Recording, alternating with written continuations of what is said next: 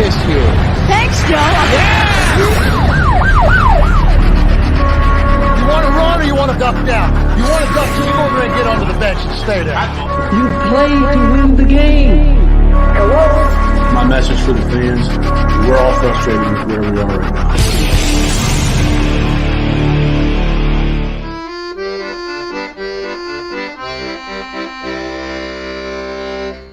Jets, Jets.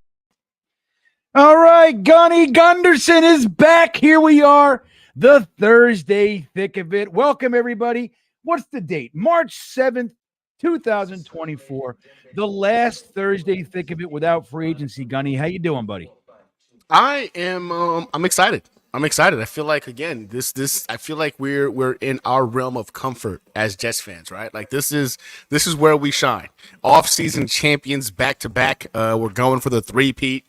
I feel like this is the time where we get to go ahead and come together as a fan base and believe, have hope, and it gets fortified by the moves we make in the offseason before the season actually gets here. And then, well, we get to see what happens after those moves are made. So I'm pumped. Because we're talking about our favorite time of year as Jets fans as of recently, which is the offseason. That's right. Who needs the regular season, that boring-ass 18-week period of baloney? Boo. You know, boo to the season. Well, Gunny, I got to say, I think I look pretty good tonight. I got all this Talking Jets merch on. I just got it in the mail today, everybody. So you can looking see good. I've been Looking waiting. good. Aren't I? It's just nice stuff. Soft. I'm a fan. I'm telling you. I like that beanie. Really, isn't it nice? I really like that. I'm going to have to get me one of those. Yeah, you know what's cool? I mean, well, it's weird. So I usually wear my beanies like this. Like I don't wear them with the folds. I usually do this. So this is weird. I got to get used to the tightness. This is looser. But that's how I wear my. But this isn't going to work, you see. This is bad. It's advertising. You got to market it. I got to do the flipperoon. I don't know how this looks. How do you think this looks, everybody? Is this good? I feel like a condom, a reservoir tip. I'm a Trojan ends, everybody. Well, there we go. So look, it is the off season, everybody. We'll talk a little bit tonight about the combine. I want to get some of Gunny's opinion on a few things, what we watched last weekend. But in addition to that, I think we're going to spend a lot of tonight's time talking about our free agents. I want to hear what the chat has to say about our offensive line, our wide receivers. Maybe, just maybe, we might go out into free agency and pluck one of these safeties that are all of a sudden being cut loose. Lots of guys out there, defensive line, all kinds of people are getting cut loose. So maybe we'll talk about how we're going to build our defense. It's going to be an exciting night. Jay-Z, Jets fan, started us up. He beat Dakota. I don't know where Dakota is tonight. Jay-Z taking his title back. You went a long time being first, so here you are. It's good to see you back. Dave Briga, time for Sleepy Joe Douglas to be productive. Build O-line and acquire wide receiver Cortland Sutton for Mr. Rogers. Gunny and I were just talking about Cortland Sutton before the stream. We'll talk a little bit about him. Bogachuk's in the house. Good to see you, Phil. Aunt Jets is here. Jimmy Jets is with us tonight. Yeah, Dakota's off, man. Karanzan's here. RB Gamer got to hang out for the first time last night in the Beanbagger Wednesday night film review. That's always a good time. Drums is here. Yeah, there you go.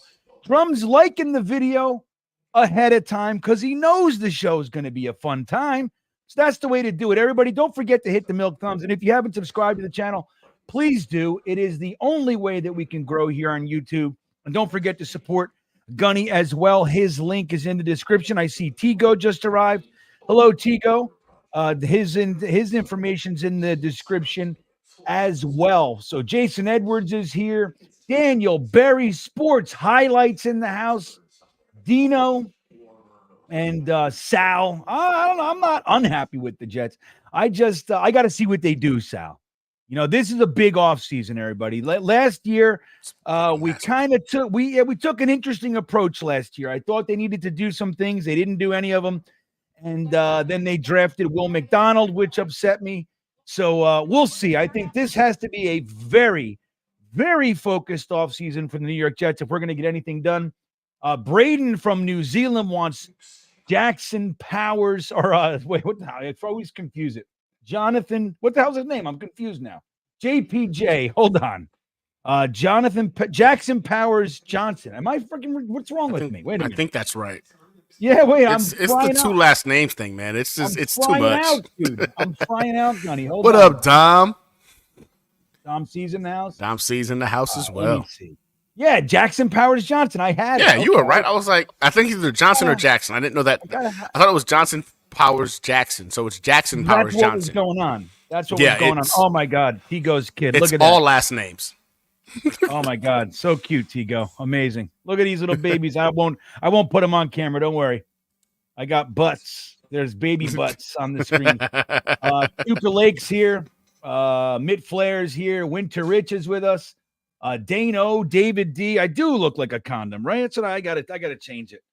I got to chip. Well, it's hurting my head a little bit. I gotta get. This is fresh out of the envelope here. So I don't know if I can wear it all night yet because my head. I got a big head, Gunny. That's the problem. I'm right there with you, man. Yeah. So, All right. Dano's here. Big Green. Look at everybody. This is great. It's great to have all you guys. Nick Shine's in the house. Good to see you, Nick. Blitz Crew's here. So, Gunny, we did have the combine.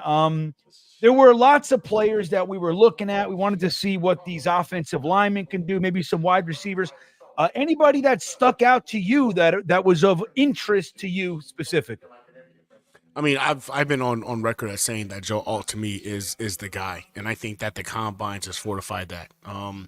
I think he had a pretty incredible combine. He kind of showed that his lateral movement, his quickness is there. He's shown some strength. I know a lot of the concerns we had was going to be about whether or not he could go ahead and portray or show some strength at the NFL level. That was a big question mark, but I think we can look at this combine and see that he's putting some work and getting stronger. Again, all that doesn't matter until it's game day and we're actually putting on the pads and he's having to go up against NFL caliber defensive linemen. But Joe Alt to me was somebody I definitely kept an eye on, and I see that in a lot of mocks now he's dropped second. I see that I think it was Troy Fatanu had jumped up on the board on some mock drafts. Alu Fashanu, I think right now has jumped up ahead of him in other mock drafts. So I don't know what's going on. All I know is for me, knowing what we need as Jets fans, offensive tackle, I think the combine, as good as it is, sometimes we forget, like, you have game tape on these guys for a reason. And it's cool to see them operate in shorts and a freaking T-shirt. But when it comes to Saturdays, watching those guys operate, that's what it really boils down to, and what's going to go ahead and translate to success on Sundays. So I'm still all in on Alt being like OT1. There's no ifs, ands, or buts for me. But if other individuals are starting to potentially manipulate some GMs into thinking like, hey, this guy's a freak or this guy's that, I'm all about Joe Alt falling down to us at number 10. And without question, regardless of what we do in free agency, that's the pick. People are talking about like, well, if we fix the offensive line in the free agency, then we can go after Brock Bowers and get him at number 10. No. Listen, the only response to this offseason is offensive line, wide receiver. Offensive line. I don't want no gimmick freaking tight end. I don't want no potentially some guy on the defensive side that's going to go ahead and be the next this, that, or the other. No. Fortify the offensive freaking line. Get a legitimate wide receiver that can help Garrett Wilson not have to worry about the double teams, etc. That's all I care about. Anything else we get outside of offensive line and wide receiver to me is just a bonus or potentially a waste, depending on what resources are used to bring them in. Yeah. It's a funny thing, like, and you bring up a great point, like how the combine somehow does get GMs to go off of what they see on the field, and they start betting on the athleticism. Now, of course, it's important, right? And I think the combine, the best way to really look at the combine, in my opinion, is that it like can separate guys that you have kind of bunched up. You can see the athleticism and it can kind of refine and confirm some things. But as far as taking guys and putting them on your board that weren't there or bumping them up 2 rounds or I just don't get it. I don't see that stuff. But every single year We see it. we see teams do it. We see teams do it. We see teams, there are guys that are the consensus, top guy at their position. The combine comes, they slide all the way down, and then the Ravens or whoever the hell, the Chiefs, they get a gem.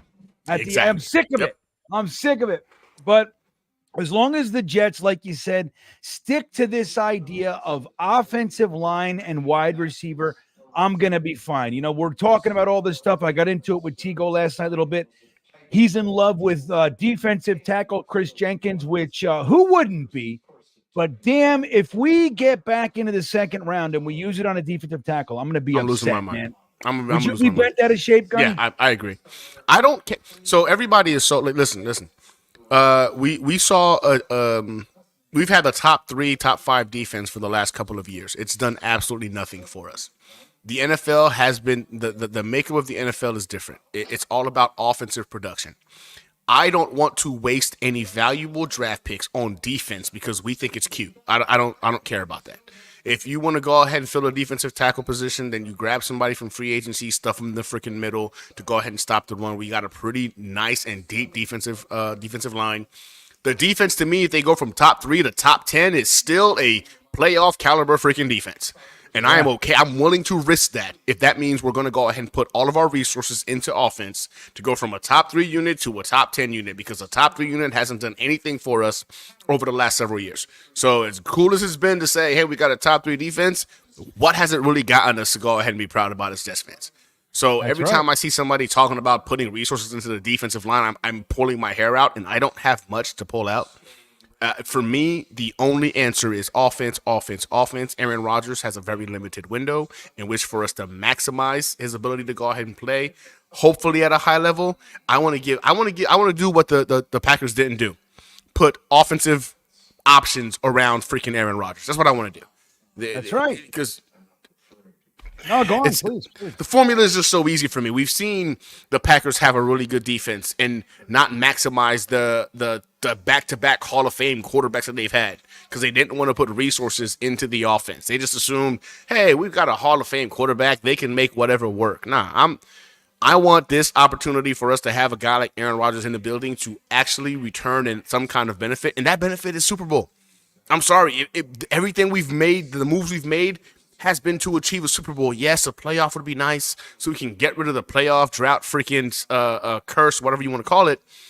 But we're here to win a Super Bowl. So all the luxury stuff, I don't care about it. I don't care about a defensive tackle. I don't care about a safety that we want to draft. No. Everything offense first, and whatever's left over, we can go ahead and patch up our freaking defense if we want to go ahead and make it a top 7 or a top 5 unit, vice a top 10 currently as is. I don't want to waste time or energy here on this, man. I just think like it's pretty simple. Offense is winning championships right now. It's not defense that's winning them anymore. The NFL landscape has changed. The Jets can afford to go ahead, not splurge defensively this year, and still be a top 10 unit. Let's go ahead and add resources to the freaking offense. That's right. I mean, if we bite on the idea that we need to still send resources into this defense, premium resources, that is, I'm going to be very disappointed. There has been one scourge of this team. It has been offense. Consistent. I mean, in 2022, we lost, I think it was 6 one-score games.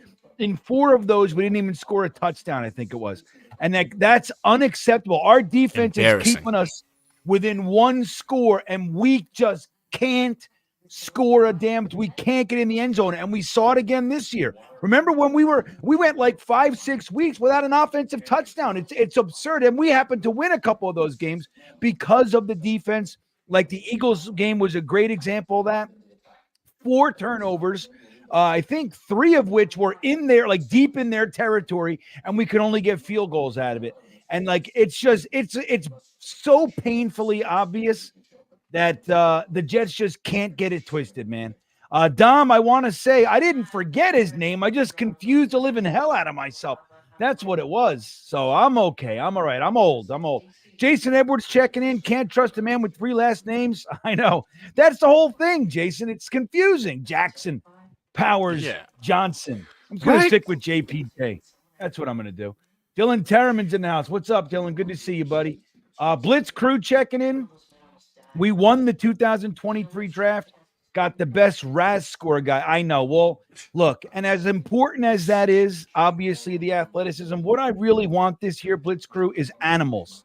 I mean, of course they have to be athletic, but I just want guys that are known to be brutes on the field. I want them to impose their will. I want them to knock guys' heads off. That's the kind of guys I want. And if they're a slightly lesser RAS kind of guy, then so be it. But hey, let's hope Will McDonald becomes the guy that we all hope he can be, because we put a lot into him, man. That was an important pick, and we, in my opinion, did not use it correctly. So we'll see. We're rooting for him. Big fella checking in. Thank you, big fella. If we trade back and pick Guyton, he's talking about the offensive tackle, I will not watch the Jets until JD is gone. That guy is trash and sucked at the combine. Well, I don't think he's trash, but he can't be the tackle that we're selecting to be our left tackle. I agree with you there. He's more of a guy that needs a year or two. You know what I mean? I'm with you. I wouldn't. I would be blown away if the Jets trade back and that's the guy that they pick to fill the spot. I don't see it, big fella. If they do, I'm right there with you. But that said, I would like to see them trade back, though, Gunny. How you feeling about that? You think that's too risky? Or where do you stand on the trade back? In all actuality, in terms of how I've seen this whole combine project, and I do believe there are now some general managers who saw the combine and thought, hey, this guy who had a freaking late first round grade did so good in the combine, we can't possibly pass up on him. I'm starting to feel like there's an opportunity there for us to go ahead and recoup potentially a second round pick. And again, I'm okay with several guys at offensive tackle. Like, again, Joe Alt being my guy, I've kind of fallen in love with Alu Fashanu. I think I'm looking at Alt as 1A to him being like 1A minus. Like, I wouldn't even say 1B. I do think that he has a bit of a higher ceiling than a Joe Alt, but in terms of having Aaron Rodgers for this brief window, I'm all about the higher floor, which is the biggest reason why I'm pushing for Joe Alt, because I feel like Joe Alt is a guy that's going to go ahead and be a Pro Bowl caliber blue chip guy for you consistently. I think Alu Fashanu potentially has all pro potential. Now, if both of those guys are available on the board, I'm okay with trading back. And I gotta say the same thing in terms of Fuaga. I've become a fan of him as well. I think I've gotten to the point now where Fuaga, Fatanu, I'm okay with us trading back if it means we can recoup a second. I have a hard time saying this out loud, but if Joe Alt is there at 10, let's say this is the best case scenario. Joe Alt is there at 10. I believe you've got to go Joe Alt. I believe you do. You can't trade back. If he is gone and any of the other 3 to 4 guys I just mentioned are available, a trade back to me makes all the sense in the world. I think you trade back, you get a second round pick, and then you go ahead and potentially, if you need to add that wide receiver in the second round, but everything else should be a freaking offensive lineman to build this O-line. So I've gone to that point where before I would have said, heck no way, you grab the best offensive tackle available, to where I've started to really like a lot of these guys, and I'm like, you know what? I can see us dropping back if need be and still getting one of those guys if Joe Alt is gone. If Joe Alt is gone, I believe a trade back makes a lot of sense. Yeah, I agree. If Joe Alt is there, you don't get cute. Don't get cute. Just take him. You forego the idea of getting a second round pick that way, and you take him. Now, if let's say they're, the top 2 tackles are gone, Joe Alt, Fuanga, Fashanu, whoever it is that they like, whoever it is, yeah, and they feel like, Latham, Fatanu, Mims, whoever, they're all kind of in the same category, and you want to slide back a few spots, you feel like that's, confidently that you can get one of those guys. Absolutely. Because at 10, there's more than likely, I mean, there's a chance that 4 quarterbacks go in the top 10, but I think there's still a good chance that either JJ McCarthy or, I mean, Bo Nix, I think will be there, but I don't know if anybody wants to trade up for him. But I think 10 might be a sweet spot for teams to want to trade up for a quarterback. So you could slide back a few spots, man. Pick up that second, because teams are willing to give up a second for a quarterback. 100%, No doubt. Yep. So I think that would be just hang out, wait and see how the board falls. I don't want to see the Jets trade up. I know, fans are talking about, trading up to get all. I don't know, man. We need a lot of stuff, and I don't want to see us lose our third round pick and go from the first to the fourth. I don't know. I don't want to see it. I disagree. Yeah, I'm with you. I don't want to trade up. Unfortunately for us this year is not an option. I think the only way you trade up is if there's a wide receiver or offensive lineman you want on the back end of the first or in the second. Then you give up an asset next year in the draft. But this year in the draft, I'm with you. I'm with you, GreenBean. I think we need every bit of help we can get. I know we're watching the rest of the AFC East lose some key components, and our team is looking better and better in terms of what we currently have. But we have 2 offensive linemen right now that we know are going to be starters on the team next year. 2. Right. 2. We need 5 of them. We need 5. Right. We've got 2. Right. We only need 3/5 of the offensive line. Yeah, we can't afford to be giving up assets to move up. I'm sorry. Yeah. Right. And that's the whole thing. So look, and we'll talk about free agency too. Obviously, we're going to try our damnedest to make some moves in free agency and take care of some of that stuff. Now, there's been talk about the Jets going aggressive in free agency offensive line, maybe grabbing Tyron Smith at left tackle, Illuminor at right tackle, and then maybe even a Zeitler. I would be blown away if they can pull all that off. But if they did decide to do all that, if they went out and got a starting left tackle, a starting right tackle, and a starting guard, so Tippmann's at center, ABT's at his guard position, the offensive line is pretty damn good starting-wise. Are you okay with the Jets getting a wide receiver with the first-round pick, Gunny? No. You still want another tackle? I still want another tackle. I'm sorry. With the Tyron Smith hasn't completed a season since 2015. I'm not going to bet the farm on him being to finally figure it out, you know what I'm saying, as he's gotten another year older. I've been a big fan of Bakhtari being the guy for us to bring in. But even with that guy, who I really want to be on this roster, I'm still not going to bet the farm that he's going to make an entire freaking season. I don't see any scenario in my perspective and from my point of view where offensive line isn't the decision, isn't the option with that first round pick. I think a guy like Aaron Rodgers can elevate some of those guys we currently have, and let's say Corey Davis decides to come back. I think our wide receiver 3s right now are in a position to where they can be elevated by an Aaron Rodgers who has ample time behind center, behind the offensive line to go ahead and get the ball to them. So for me, when you look at Aaron Rodgers, I think he can elevate the wide receivers. Garrett Wilson, Breece Hall, Tyler Conklin, I believe are playmakers. I think we have no wide receiver 2 right now, and I don't believe we have one on the roster. Hopefully we make some moves in free agency to bring one in. But wide receiver 3, Corey Davis, wide receiver 3, freaking Allen Lazard, I think those guys can go ahead and be pretenders in terms of being wide receiver 2 with Aaron Rodgers behind center. I'm sorry, man. For me, it's offensive line. Wide receiver, if we now, depending on what our receiver we're talking about, right? Like, if a wide receiver, I want to say, like, there's no way it's going to happen, right? There's no way Marvin Harrison Jr. is going to go ahead and drop in the draft. But if a Marvin Harrison Jr. wind up dropping in the draft somehow, there's no ifs, ands, or buts. I think his value is higher than a Joe Alt. And people are going to think I'm crazy, but I do believe like he's one of those generational talents they talk about. I think he's a guy that can come in and be an immediate impact. If a guy like Malik Neighbors drops to number 10, I have a very hard time looking at them not being assets, because then you're talking about, okay, the O-line might be a little bit shoddy, but you can get the ball out of your hands in freaking 0.5 seconds and look like Tua last year when he had 2 wide receiver 1s and a suspect offensive line. Quick decisions, get the ball out of your hands, let them go ahead and make plays. Those 2 guys fall to number 10. I have no argument with the Jets going with one of them for a wide receiver, but otherwise, which they won't. Both of them will be gone before I think in the top 7 they'll both be gone. Joe Alt or another offensive tackle is the choice. I can't see any other wide receiver, and I do love a lot of the wide receivers. I love Mia Dunze. I become a pretty good fan of Mitchell from Texas.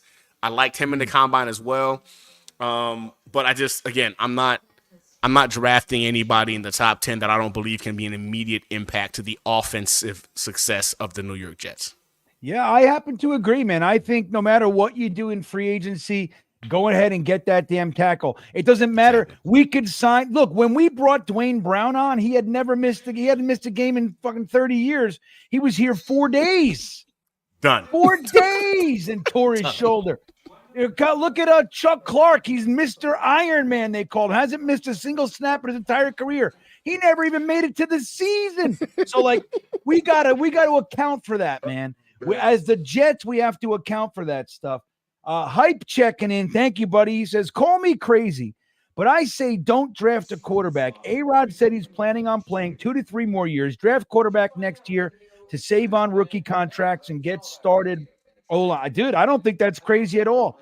There are folks out there that think drafting a quarterback at 10 is the move.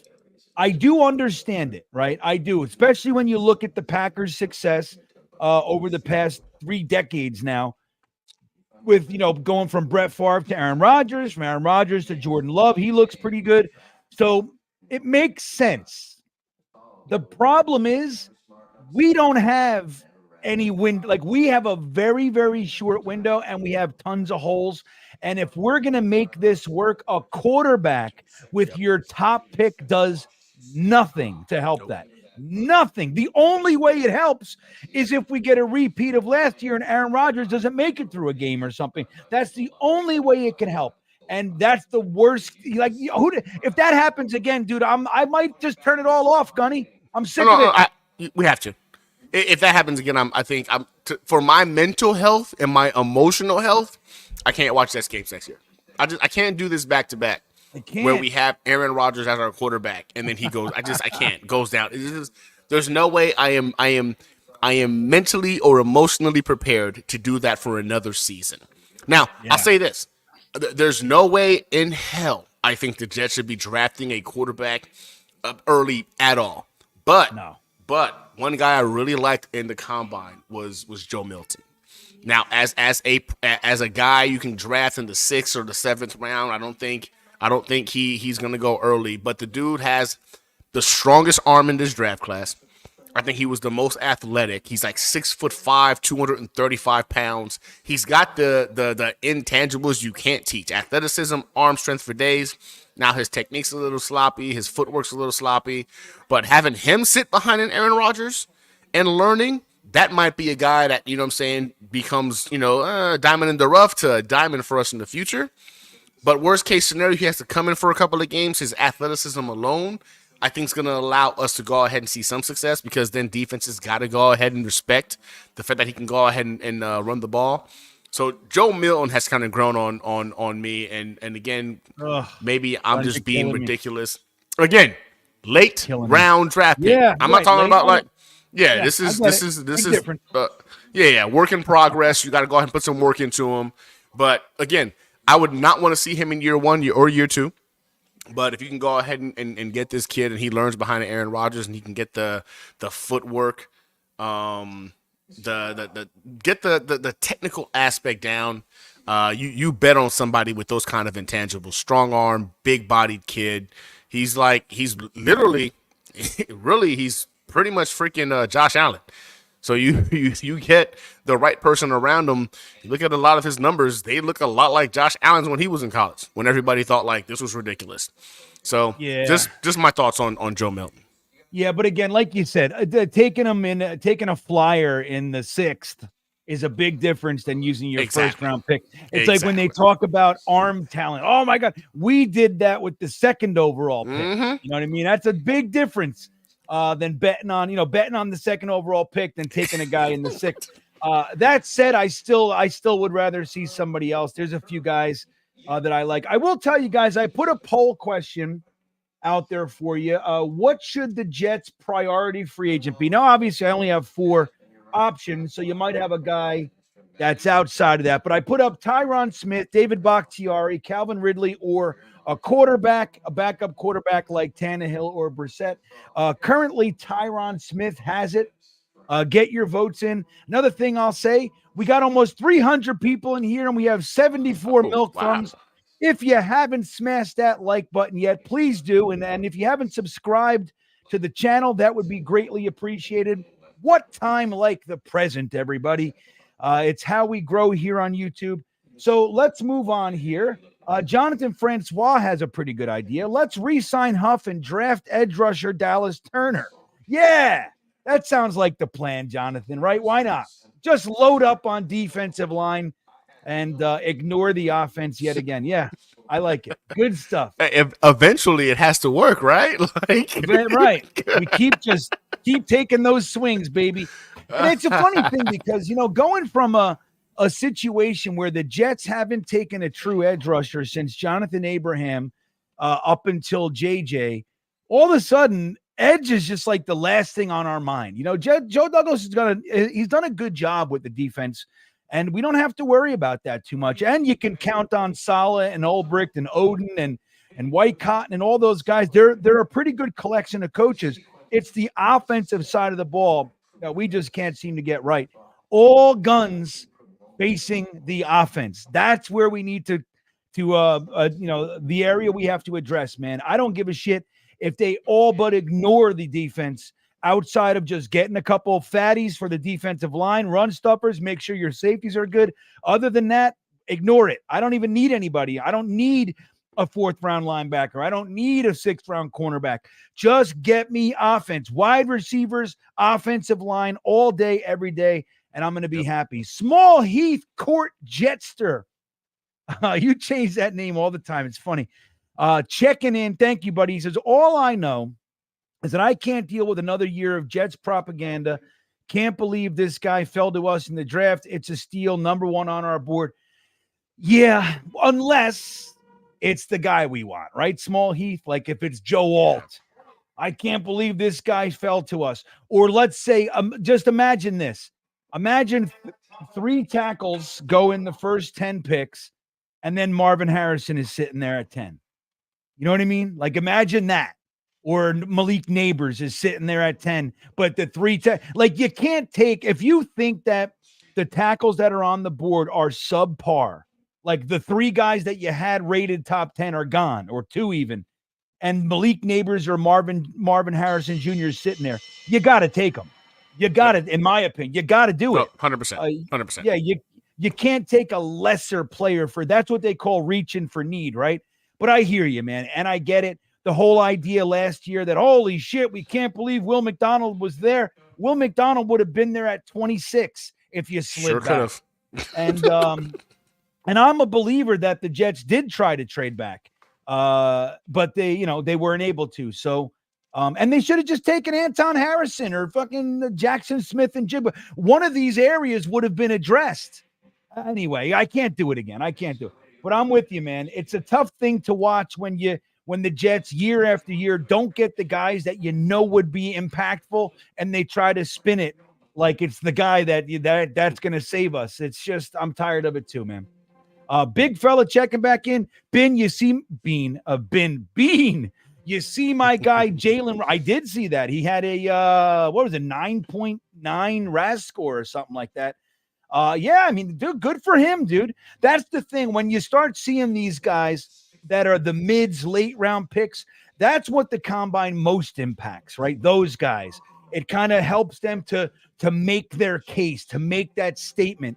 So I don't see him. Let me take a look where he's rated real quick. Have you looked at the running backs at all? Gunny, you spent any time with that? No, I have not. I've spent more time focused on, again, offensive linemen and wide receivers. Yeah. I put so much energy in like looking at all their tape from not just the combine, but then going back and watching some stuff people I didn't even think about, like their tape from last year. Running back, to me, again, luxury. It's a luxury. I don't know. Now, what's the kid's name, man? The kid from Michigan. Now I like him. Quorum? Yeah, Quorum. Is that Quorum? Yeah, I like him, but I based off of how he carries himself during the combine, he did a couple of interviews, just all around good kid, good character. I think he had one of the best on the bench. He had like 26 or 27 reps, like a freaking beast for a little guy. So he could be a complimentary piece you kind of bring in there to offset, you know what I'm saying, a Breece Hall. But in all actuality, I want to use Breece Hall like he's this generation's Adrian Peterson. Hell yeah. And a lot of people are like, oh, well, you're going to wear him out. Look, running back is a young man's game, and you're going to get the best years out of these guys in that 20s to the 27, 28 years old. I want to run Breece Hall into the ground if need be. And it sounds messed up. In a loving way. In a loving way. Like, the dude is so good, I want to feed the crap out of him. Right. Because I think he can literally, and he wants it. He wants it. He can produce Adrian Peterson level numbers for us. And talk about a guy like that, you know what I'm saying, back there with an Aaron Rodgers, defenses are going to lose their minds of having to make a decision. Do we worry about Aaron Rodgers getting us or Breece Hall getting us? So for me, I want Breece Hall in every snap possible. Take him out for a breather here and there. I don't want anybody in that's going to potentially contest for freaking carries. It's Breece Hall's show, and everybody else is just giving him a breather. So I'm not wasting time on running backs. I want Breece Hall to be the guy. We've got an elite running back. We need to use him. I agree. Now, listen, big fella, it's interesting. I just took a look, right? One site that I like a lot has Jalen Wright as the 17th overall running back. Then another site I like has him as the number 2 overall running back. So that's the thing. You just never know these rankings, right, man? Yeah, I mean, dude, right? That's about as wide of a discrepancy as you can find. Speaking of Breece Hall, let me just remind everybody of this wonderful day. There he is, right there with yours truly. You know what I regret? I regret that I forgot I had 2 fucking hats on my head. I was wearing a hat over a hat. I just hate it. You know, I'm like, I'm embarrassed. But you can't see it. You can't see it in this picture, though. That's a plus. In this one, not so bad. There's a few that I look real corny. Let's see here. I don't know. There's JJ, right? Oh no, I mean JFM.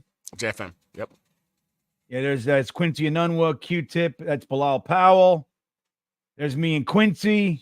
You can see it there. Stupid looking. Yeah, see it a little bit. There's me and the man right there. Me and him. Cube. Good old Quinnen. That's right before he signed my jersey. There we go. All right. So anyway, yep. Breece Hall. I'm with you though, man. I think Breece Hall, use him like the premier talent that he is. And not in a way, right? Not in a way like, hey, let's squeeze the lemon until there's not a drop. But no, he wants to be the best. Yep. He can be the best. Yep. Give him the opportunities to be the best. And I believe on the ground and in the air, dude, you know, Aaron Rodgers, if you look and G-Dubs and whoever else we have their cup, just dump it off to Breece and let him go to work. Let him go to work. Yep. All day, every day. So, yeah, big fella's been talking about Jalen Wright the whole time. We're going to maintain that's big fella's guy, right? Big fella, that's your dude. Like Malik Washington. Everybody's on the Malik Washington tip these days. That's my guy, okay? That's my guy. Like Patrick Malik Washington, the wide receiver. Oh, yeah. I like him a lot. Right here, man. Yeah, I like that kid a lot. Oh, hell yeah. He reminds me of, he gives me a Steve Smith vibe when you watch his tape. Like, he gives me a Steve Smith Jr. vibe. The guy runs angry. He's little, but he plays bigger than he is, which is something you don't really usually see in guys his size. But yeah, I'm a fan of him too. I think, dude, if the Jet, I hear that he's on the Jets' radar, which is really good for me. Yeah, I would love it, man. I mean, again, I've said this a few times, and no disrespect to our little fella, but he's everything that you everything you hope Xavier Gibson can be, Malik Washington already is. And at a high level, dude. So that's bringing that guy on, like imagine this, Gunny. Imagine we go out in free agency and we get a a Calvin Ridley, a Tyler Boyd. We trade for Sutton, one of those guys. Okay. So you got Garrett Wilson. We have Lazard. We got the little Gippy, and we have Sutton. And then in the third round, you pull off a Malik Washington. with Breece Hall, dude. Ruckert, Conklin. Now we're talking about an offense. Yeah, nah. As long as we build that line, we're talking about an off. You got threats, and that's what we need, man. It's time, everybody. It's time. Garrett talking about the Gubalini and Gunny show. What he's talking about. We had about. What's up, Garrett? Yeah, we had about 200 people show up since I was wearing, maybe 150. So I'll put it back on. It was hurting my head because it's brand new, and my head is big. I gotta stretch it out. But look at this thing. Oh, I love it. This thing is beautiful. This all just came in the mail today. Because I live out in the middle of nowhere, so everything takes longer to get to me. I live in rural Virginia. There's literally farms all around me and everything. In my town, literally, this is what we have. I have a Dollar General. I have 2 gas stations. One of them is called Sam's Gas and Go. You don't want to even. It's like you don't even go there. And then there's a BP, and then there's a Sal's Pizza. And then there's a mortician, a flower shop, and a military academy. That's it. That's the whole town, dude. We had a hardware store. It closed down. We had a bank. It closed down. We got nothing. Oh, and there's a smoke shop. Yeah, of course. You got to have your. You got to have that. You got to have the smoke. You got to have not really a town if you don't have your smoke shop. But everything takes forever to get to me. So Ryan and Matt and I, we went out and we ordered some new merch from the Talking Jets store. Okay. And they all got there. Everybody got theirs, and they're showing it off, and I'm all jealous. A week ago, and you're just waiting. And I just texted them today. I said, I want my merch so bad. And then not 15 minutes later, my wife walks in with these packages, and there it was. And interestingly enough, the mail comes with a Talking Jets logo on it. I was like, holy shit. Yeah. Well, that's nice. Yeah. Really something. So that's what if you guys don't know what a Gubalini is, this is a Gubalini. All right. I know maybe Gunny don't know that, but it's a Paisan. New. Yeah, it's a Paisan thing in New Jersey. It's funny because my whole life, I didn't know these were called beanies, or whatever. Yeah, I've always called them beanies. Yeah, for me, I would say, I learned like in high schoolish. I'm like, yeah, I put my Gubalini on. Somebody's, what the fuck are you talking about? Yeah, first time I've ever heard it called a Gubalini. So now I'm going to Google it, trying to figure out where that came from, because I'm surprised I didn't know that. That's what I grew up. It's like heartburn was agita, right, Garrett? Did you know that one? I didn't have heartburn. I had agita. I didn't know. I didn't know the difference. I thought they were two different things. Agita. Yeah, that's what it's called. I've never heard that either. Yeah, agita. Yeah, weird, right?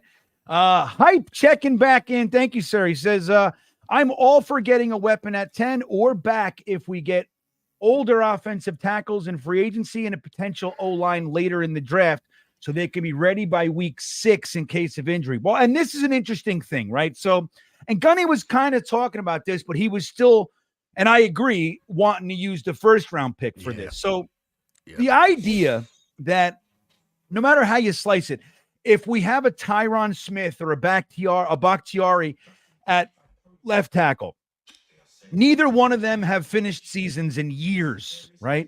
So, yeah, I mean, like a Tyron Smith, you think you get 8 to 10 games out of him, 12 max. Having that guy behind him, like fortifying that, taking that first, third round tackle and putting him there and being able to groom him for that, that first portion of the season. If he does have to come in, at least it's not right out of the box. Just open the box out of the frying pan into the fire, so to speak. He gets that time to kind of ramp up, which is a positive. We saw it with Tippmann last year. I think it did him well, having, sitting behind McGovern for a while and that whole thing. So but in the event we do shore that up, and even if it's AVT at right tackle, I'm a big fan of going out and getting a Luminor for the right tackle. He's only going to cost about anywhere from $6 to $9 million. Just get him, dude. Get him and plug AVT at left guard. But I really do believe, Gunny, I think all this talk from Joe Douglas about AVT's flexibility, I don't know why. I just feel like what he's saying is AVT is our tackle. That's what I feel like. And now I'm not 100% against it as long as he plays one position and doesn't bounce all around. But I still would rather see him at guard. I'd rather go out and get us a tackle and then and see AVT at guard. But I don't know. Either way, I still think it's a good idea to go overkill with the offensive line. 100%. But just keep keep just dumping offensive linemen onto this damn team and go from there. I don't keep 10 offensive linemen on the roster too. I don't care. You know, yeah, I'm with you 100% Green, because I'm looking at an Aaron Rodgers right now who's going to be 40 years old, coming off an Achilles tear. First time he's ever had that drastic of an injury. And he's dealing with it at his age right now. Listen, we all know his IQ is elite. We all know his arm talent is elite. We all know his arm strength has not diminished. Some people just can throw the ball like a rocket, even if they're 50 years old. Doesn't freaking matter. But his mobility, I'm going to question that. I'm going to question whether or not he can go ahead and run around and go ahead and stay upright behind a bad offensive line. If we can get a average or better offensive line behind or in front of Aaron Rodgers, who has some of the elite processing that we've ever seen in the NFL. This guy's pre-snap processing is on a whole other level. I think then you can go ahead and take chances at Allen Lazard being a wide receiver 3. You can go ahead and convince yourself as a 2. You can take chances with Xavier Gibson taking the next step forward. Now, again, I still want another wide receiver. I'm not saying that.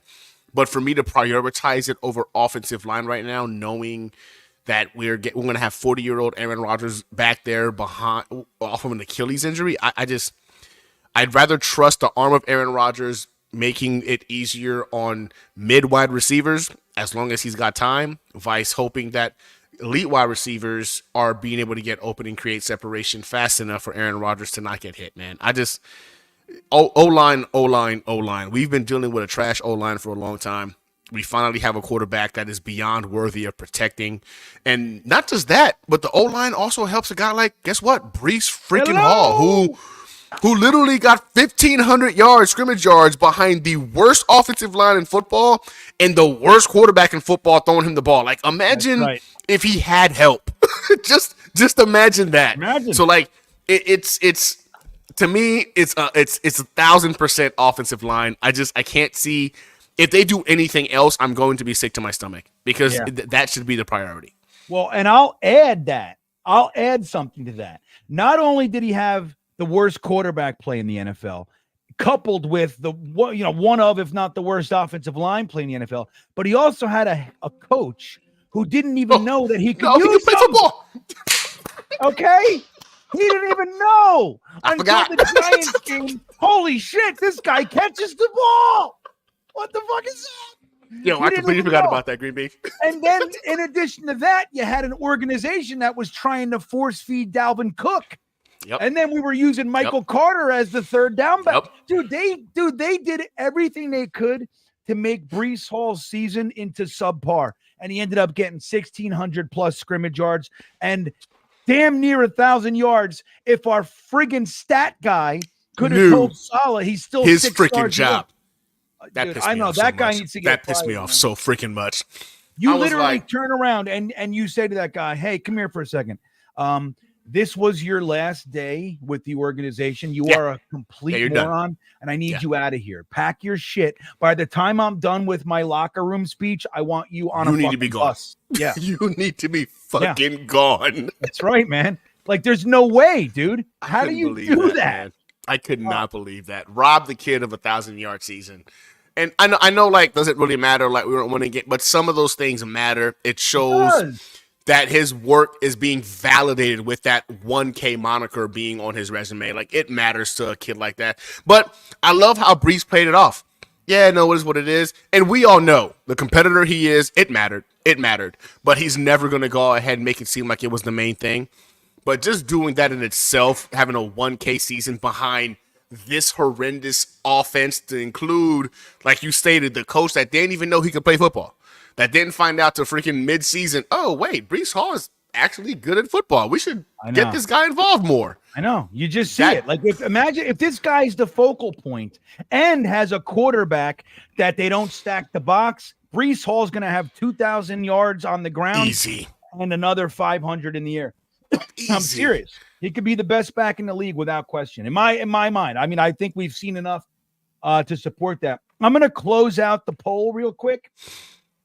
It looks like what we did, we asked who the priority free agent should be. Again, we only have a few choices. So it looks like most of you, 49% chose Tyron Smith, the left tackle. Over Bakhtiari got 13% of the vote. So if you're looking at one of those two guys, by and large, Jets fans are preferring Tyron Smith. I think I do too, whether or not the Aaron Rodgers effect comes into play and the Jets choose Bakhtiari hasn't done shit, and this will be 3 years. You know what I mean? So, I mean, I don't know. He makes me real nervous. But hey, like Gunny said a few weeks back, he had the right knee surgery now. Who knows? Maybe he cleaned it all up. I don't know. I want to find the response. We had the Brees Hall thing. Let me see. I got to find this clip. We lost our minds. Hold on a second. Let me see here if this is the right one.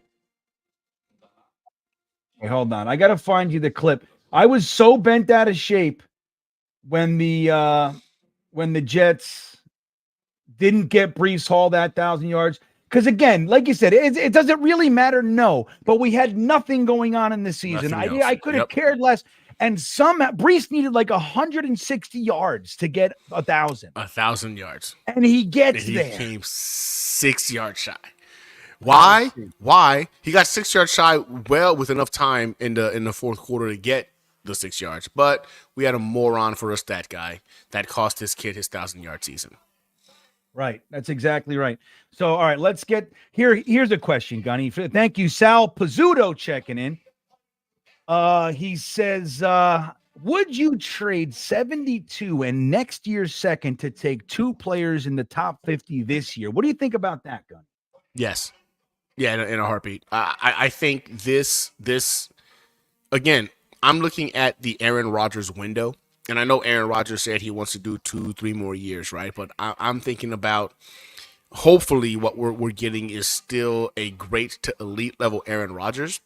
And I'm never going to bet against Father Time. It's because it's just a matter of time before that dude wins. Father Time is literally undefeated. Not everybody is Tom Brady that can go ahead and play at a ridiculous level going into year 45. Aaron Rodgers, I think, as gifted as he is, I don't know if he ever took his body being in the kind of condition that is as seriously as a Tom Brady. So for me, I want to make sure he has everything he needs now. And even if that means he goes from great to good next year, Aaron Rodgers being comfortable with the players around him going into another year, we know how he likes guys who are experienced, who know him better. So if we can go ahead and get another weapon that's going to go ahead and know how Aaron Rodgers operates going into next year, if we fall short of the goal of this coming year, that's just another weapon that understands Aaron Rodgers and how to play with Aaron Rodgers, and I'm all about it. I'm all about trying to maximize this short window that we have.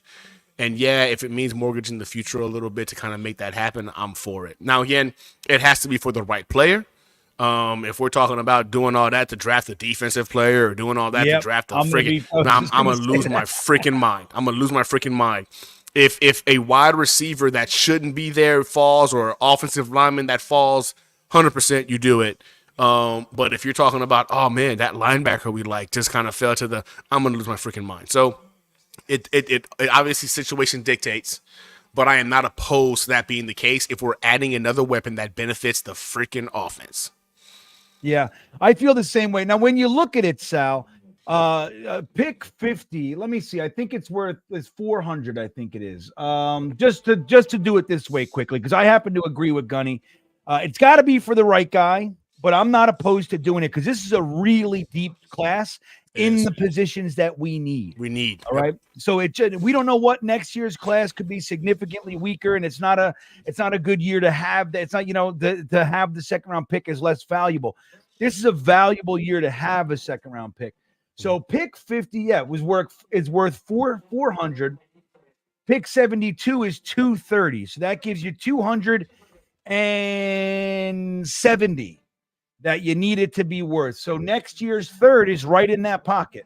I mean, second is like, so, yeah, you're going to pay a little bit more because a second next year is equivalent to a third this year. So you're looking at that right. It's right in the correct value sphere. So I would not be opposed to it, man. Again, it's got to be for the right guy. It's got to be for that wide receiver, for that interior offensive lineman. If we already took a tackle, or it's got to be for the right guy. But yeah, I would not be. I'd love to see some aggression, man. Go ahead, get it right, dude. Shut the world up. Tired of everybody's bullshit. All right, here I'm going to show you guys how upset we were. This is my Instagram page, so I'm going to show you guys how upset we were when we didn't get Brees Hall that 1,000 yards. If you haven't seen this, check it out. Let me know if you can hear it, Gunny. I've been having problems with people hearing my shit for some reason on StreamYard. Let me know if you can hear it. Made me care. I hear it. You hear it? You hear it? Yep. All right, here we go. So I said they made me care. They did it. They said, oh, GreenBean doesn't care. Nothing can hurt his feelings. We must find a way. Do not go to victory pose. You must give him that 10 yards. We got 18 seconds to get 10 yards, everybody. He's got to know that he's 10 yards away, right? Somebody has to tell these idiots. They cannot go to victory pose. If they do, I'm going to be furious. We're going to fucking run it. They know. We got 2 timeouts. Run, Brees. Oh, he's got 6 of them. Oh! You fucking asshole! Yards. They made me care. They made me care. There it is. So I was, Jeremy and I felt to pieces, dude. We were not happy with that one. So I was pretty pissed off. I'm not gonna lie. I was significantly agitated that they didn't go for the. At first, I thought like, wait, maybe I miscalculated. Maybe they got 1,000 yards.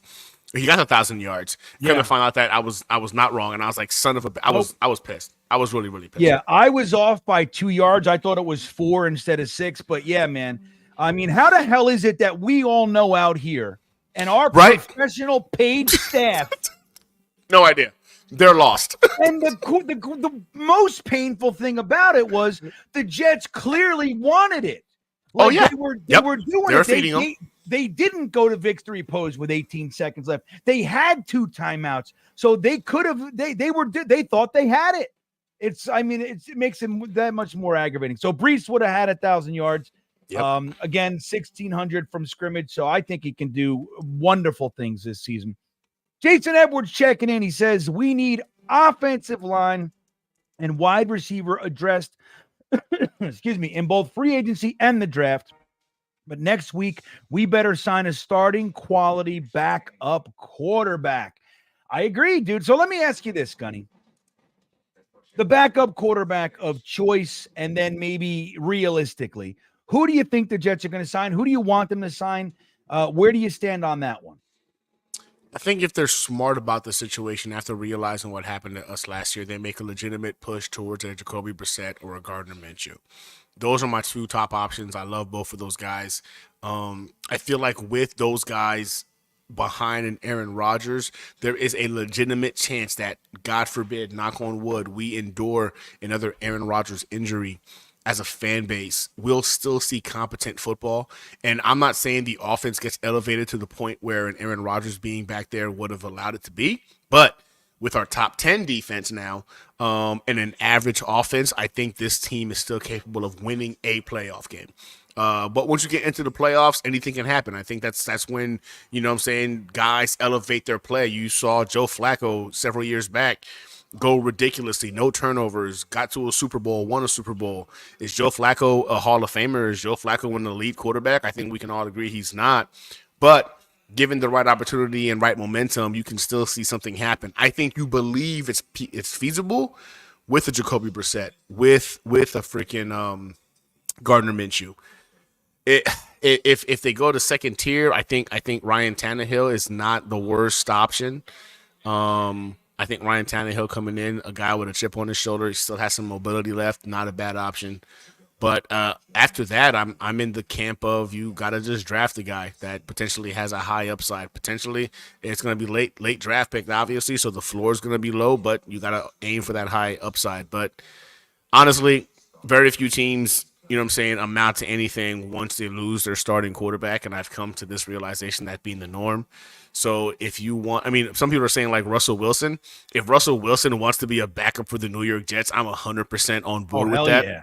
I don't think that's gonna be his story. I don't know if him having to deal with Nathaniel Hackett again is something he'd be keen on. Right. Yeah, no way. Never happened. So, like, with that being the aspect, I'm like, hey, love the idea. I would love for him. He's a top 20 quarterback last year. So, yes, I would love for him to be our backup quarterback if he was available and wanted to be a Jet. But I think the realistic options are Jacoby and Gardner Minshew, and my number one guy is Jacoby. I really think Jacoby Brissett is one of the most underrated players in all of football.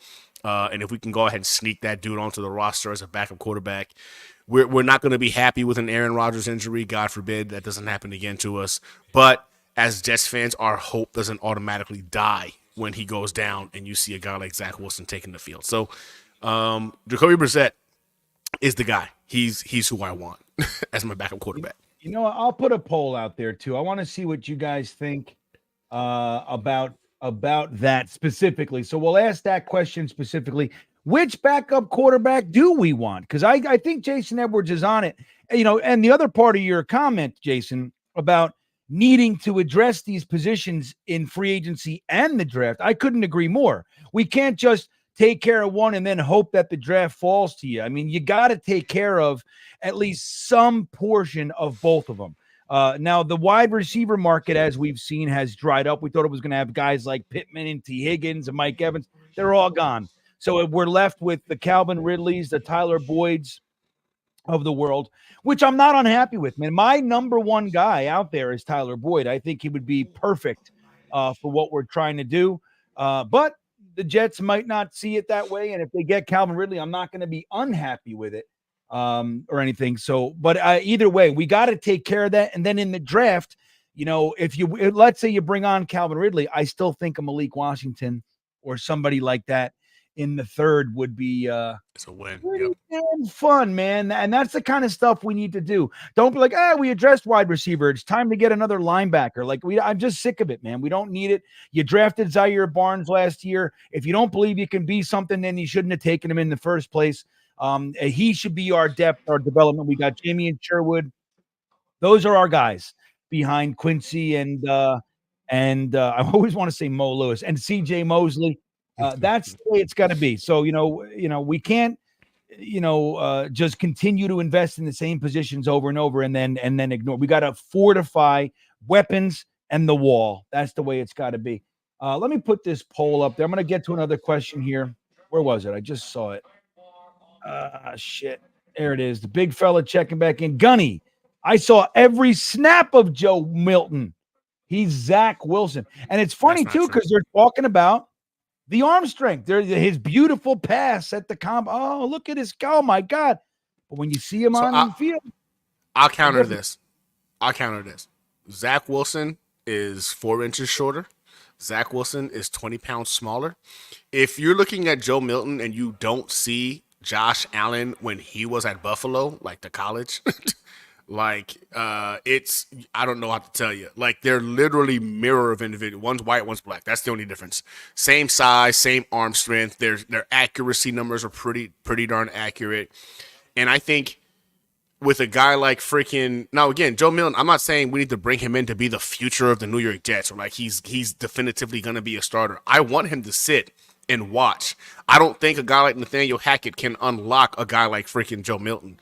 All I'm saying is, Zach Wilson let's just say if Zach Wilson was originally came into the league and got to sit behind Aaron Rodgers or Matthew Stafford or if he played for the 49ers, do we really think Zach Wilson that we've all looked at and show glimpses of being able to play the game is as bad as he is? I think he's better. I'm not saying he's a franchise guy. I think Zach Wilson has showed us glimpses of what he can do. Unfortunately, consistency's been his biggest issue. The game's too fast for him. So if we could slow the game down for Zach Wilson, I don't think we're having a conversation of him not being the Jets quarterback right now. The game's just too fast for the kid. Yeah. That's what I'm saying about Joe Milton. If the game can slow down for him and he can sit behind a guy like an Aaron Rodgers, and this guy's a competitor, I think he can be a serviceable backup to potentially starter in the league. Maybe become another Josh Allen. Now, some people say Josh Allen is highly overrated. I don't think Josh Allen is the best quarterback in football. I think that he's very limited in terms of his mental processing. But you can't deny that right now in the AFC East, he's the guy knocking us all around. Yeah. All right, wait. Do you see Dano's comment here? That's funny, Dano. I want to say that. He says Brees took a photo at you, but he couldn't take a. Yeah. Remember when Brees Hall got into that whole thing? It was Dano. We didn't know it was you. Dano? Yet. I didn't know it was you, Dano. What a douche you are. I'll tell you. Leave him alone.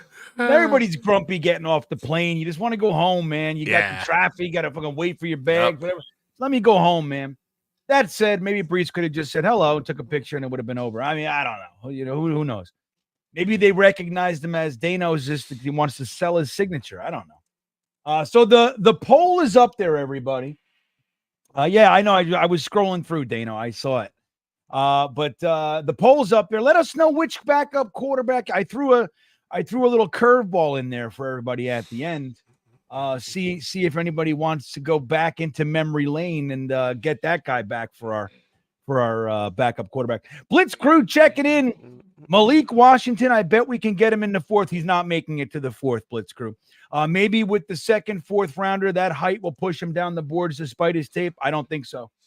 Nope. He's going to be a third round. I would no. Obviously, it's not guaranteed. I happen to disagree with you. I think that he's in the first half of the third round. Once we get to the third round, a player with his abilities, and again, dude, he had the second highest vertical. I think he had the second highest bench reps. He's super strong. He's built like he's 5'9", but he can leap higher and get taller than a lot of guys that are in the 6 foot plus. Plus, on top of that, he's that short, powerful build, man. Like he's super strong. I just don't see it. Lightning quick, straight line speed. I think he ran a 4.42 or something like that. So not slow by any means, but that's not his, he's not a 4.3 burner necessarily, but quick as shit. And I don't see it. His game speed. His game speed is far faster than his combine speed. I was very surprised he ran a 4.43 in the combine. I was like, wow, when you watch the kid, if you pull up any tape on Malik Washington, you'll sit there and say to yourself, this guy's a 4.3 easy.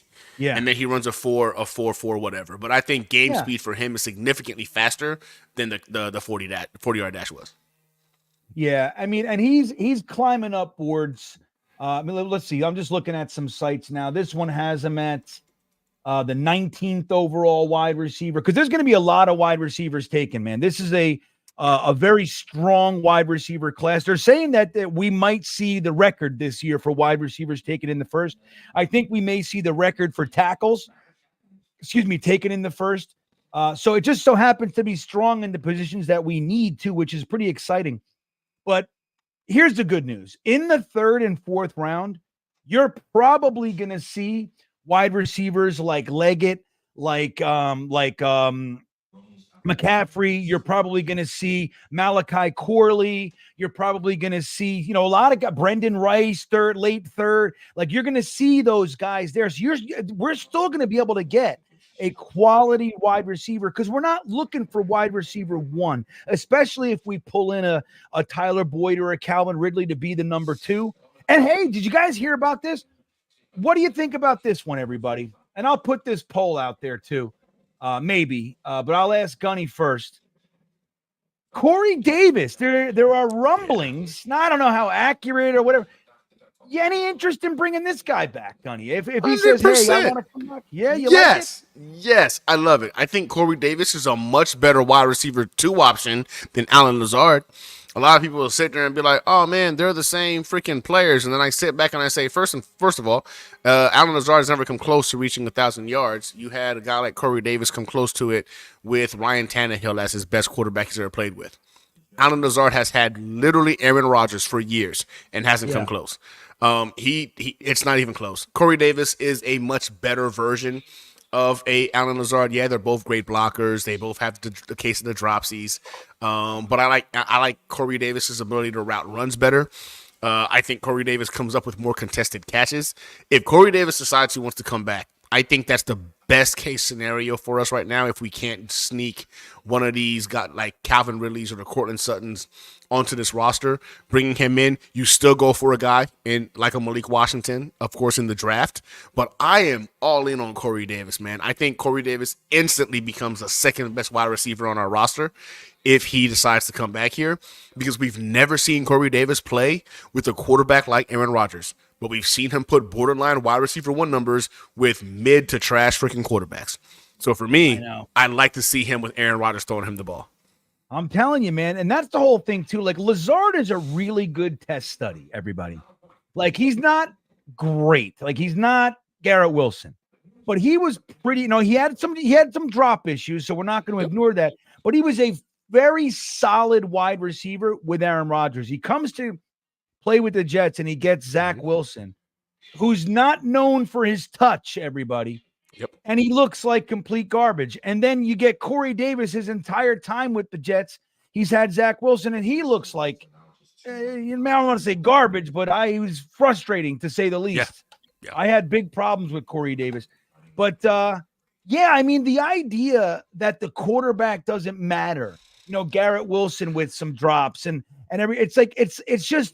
it's one of the most underappreciated aspects of the whole thing, both for the offensive line and the wide receivers. Knowing how to throw the ball from a 10-yard pass to a 15-yard pass to a 30-yard, it's a different velocity. And Zach doesn't have that, man. Zach will whip it to a 10-yard pass. That's all he's got. Yeah, that's right. He just tosses that damn thing. And when he doesn't, if he tries to he throws it fucking – if he tries to put touch on it, it goes into the dirt. It's just a whole different thing. So keeping Aaron Rodgers upright is key, number one. But, man, once that happens, these guys that we bring in, they're automatically going to be better. And don't forget what Reggie Cobb was saying to everybody in Hard Knocks. Dude, he gives you one or two chances. You drop the ball. Number one, he doesn't like to throw picks. So if it bounces off you and goes into somebody else, that's it. He writes you off. Shadow Realm. Ain't playing. Yeah, Shadow Realm. Shadow Realm. Yeah. E-Boogie checking in with his Stream Beaner super chat. A member for 11 months. He's also a beanbagger, hangs out with us on Wednesday nights. I love E-Boogie. Thank you for all the support, my friend. Man. He says, hey, fellas, don't want to be negative. Oh, shit, here it comes. What's the worst scenario if the Jets can't sign nobody in free agency and have to depend everything on the draft? If we can't sign anybody in free, I don't know if that's real. But let's explore this. Let's say we come up empty with the offensive line. We come up empty with the offensive line. What we got to do is this. You got to draft a tackle at 10, and you got to take an interior guy in the 3rd. It's this. It's that simple. Simple as that. And then you got, I don't know. You got to take another tackle with your 4th. Another tackle with your 4th round. Yep. Yeah. And that can work. It can. You don't want to depend on that. But there's going to be plenty of really quality interior offensive linemen in the 3rd round, man. And I think, you're going to see him start going in the 1st. JPJ's a 1st-round pick. Maybe Christian Haynes might sneak up there, but he'll be a 2nd-round pick for sure. But there's going to be guys that you're going to be happy with in the 3rd. You just might not want to have them thrown into the fire so fast, but that's what we'd have to do. Gunny, you got any other ideas here? What do you think? Yeah, no, if that happens, we're in a world of hurt right now. If we're unable to go ahead and fill one of these needs, either at wide receiver or on the offensive line through free agency, we are in a world of hurt. But in terms of the biggest or the most positive outcome I can think of, I'm with GreenBean. You got to go offensive line 1st round, 3rd round, 4th round. And you got to hope that the Aaron Rodgers being healthy and upright can elevate the game of the Alan Lazards, the Gibsons. That's rough, man. That's rough. And this kind of a situation for me puts a lot of ownership on Aaron Rodgers to be able to play at all pro level for this team to be competitive. Because I think the wide receiver room needs another body. It just does. But I haven't even thought about that. And I hope this isn't our story. I'm with you. I don't think that's feasible that we won't get at least one person we're trying to bring into the organization. But yeah, the only other option, if this is the case, then unfortunately there's really no other option but offensive line, offensive line, offensive line, offensive line.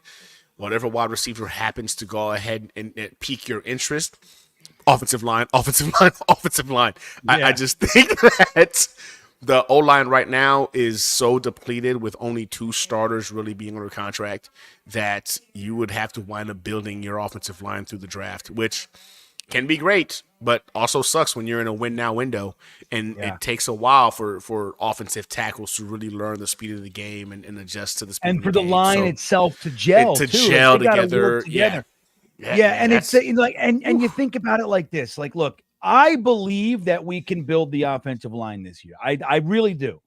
But if you take a realistic view, Joe Douglas has had 4 years to do this, and we haven't done it yet. So what makes us so optimistic that we can all of a sudden patch in 3/5 of the unit and be successful? So it's a scary proposition. We need to be able to get guys in free agency that are strong. And look, in Tyron Smith, he scares the living lights out of me, dude. Like, truly, especially with our turf and all the shit that we have going on, our luck, our curse, our turf, all that stuff, and his history. It's not a match made in heaven, but the truth is that when he's on the field, he'd be the best left tackle that we've had since Brick. There's no question in my mind. I mean, Becton's rookie year, obviously the injuries took a lot out of that guy. But his rookie year, he looked like he was going to be one of the more dominant tackles in the league. Obviously, that's not happening for him and the Jets. But, Tyron Smith would be the best guy we've had at the position in a long time. Problem is we got to keep him healthy, and I don't know if we can. So it's still scary, but we still got to get him. If it's not him, it's Bakhtiari. If you can get Cam Robinson, for God's sakes, please, that would be even better. Or Bowles, right? One of these guys. I'd be happy, but you got to do it. Yeah, E-Boogie at all costs. You got to pay extra $3-4 million. You do it, man. That's my thoughts on the matter. Famous Jay checking in. He's got a new plan for us, Gunny. He says, left tackle Tyron Smith, left guard AVT. That makes lots of Jets fans happy. Here we go. Center Mitch Morse, right guard Kevin Zeitler, right tackle Amarius Mims via a trade down, defensive tackle Braden Fisk, and this fucking Tigo. Tigo is going to come on in a few minutes. He's going to be all happy. Although, if we did take Fisk in the second round and Jenkins was there, Tigo might melt before your eyes. Like, I'm melting. I don't know if he can handle. I don't know if he can handle it. But what do you think? Look, Mitch Morse was just cut. Now, Mitch Morse is a 10-year veteran with a concussion history. That said, he did play 17 games last year. So I don't know. I mean, how would you feel about Mitch Morse being brought in to play center? And not for nothing, Famous Jay, where the frig is Tippmann on It's your Tippmann. I was I'm looking. I'm like, why is there no Tippmann on this in this new plan? What do we do? Famous Jay's like, shit, I forgot Tippmann. but I get the point. So I think the main portion of that, the interesting piece really is Mitch Morse. That's a new variable here. Any interest in Mitch Morse, Gunny? No. I'm gonna say that I'll pass on Mitch Morse. Again, the concussion issues are very, very concerning. Sorry about the dog in the background. The concussion. Yeah, man, the concussion issue is very concerning to me. I look at that as being one of those things where you never know how many games we're talking about missing. And we just talked about continuity, about the offensive line being able to gel and stay on the field together. So center is important. This is the guy that's getting the ball to Aaron Rodgers. This is the guy snapping the ball to Aaron Rodgers. I would like that transaction to be as smooth and seamless as possible for an entire season. Tippmann was arguably the lone bright spot on our freaking offensive line last year. Wind up finishing up relatively strong. You can see the game slowing down for him as his processing. I want him to stay there.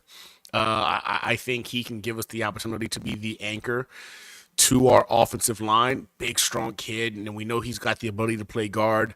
But why mess with something that we know that's working? He was one of the top centers, a top 10 center, I think it was last year, collectively over the year.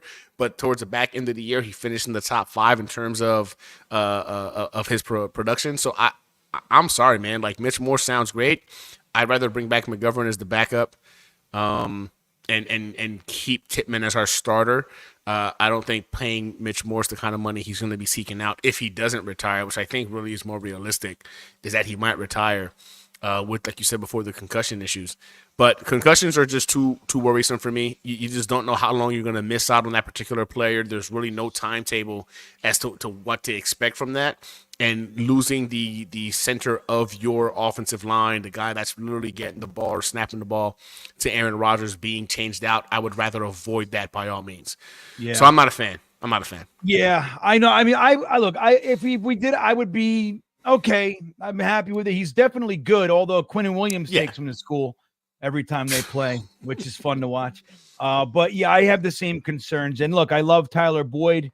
That's my guy, man. I think going out and just focusing, just going and let Tyler Boyd know he's your guy. Say, dude, you're our guy. Come on over. Make him feel appreciated. We want you to play with Aaron Rodgers alongside Garrett Wilson. Get him in here. I think it's best case. I see everybody's super chats. I'm going to jump down to the big fella for the $20 big dick super chat. Thank you, sir. Okay. And then I'll get to everybody. I see Blitz Crew and Mike the Stat Guy and Soda Jets, or what is it? Sodak. I see you.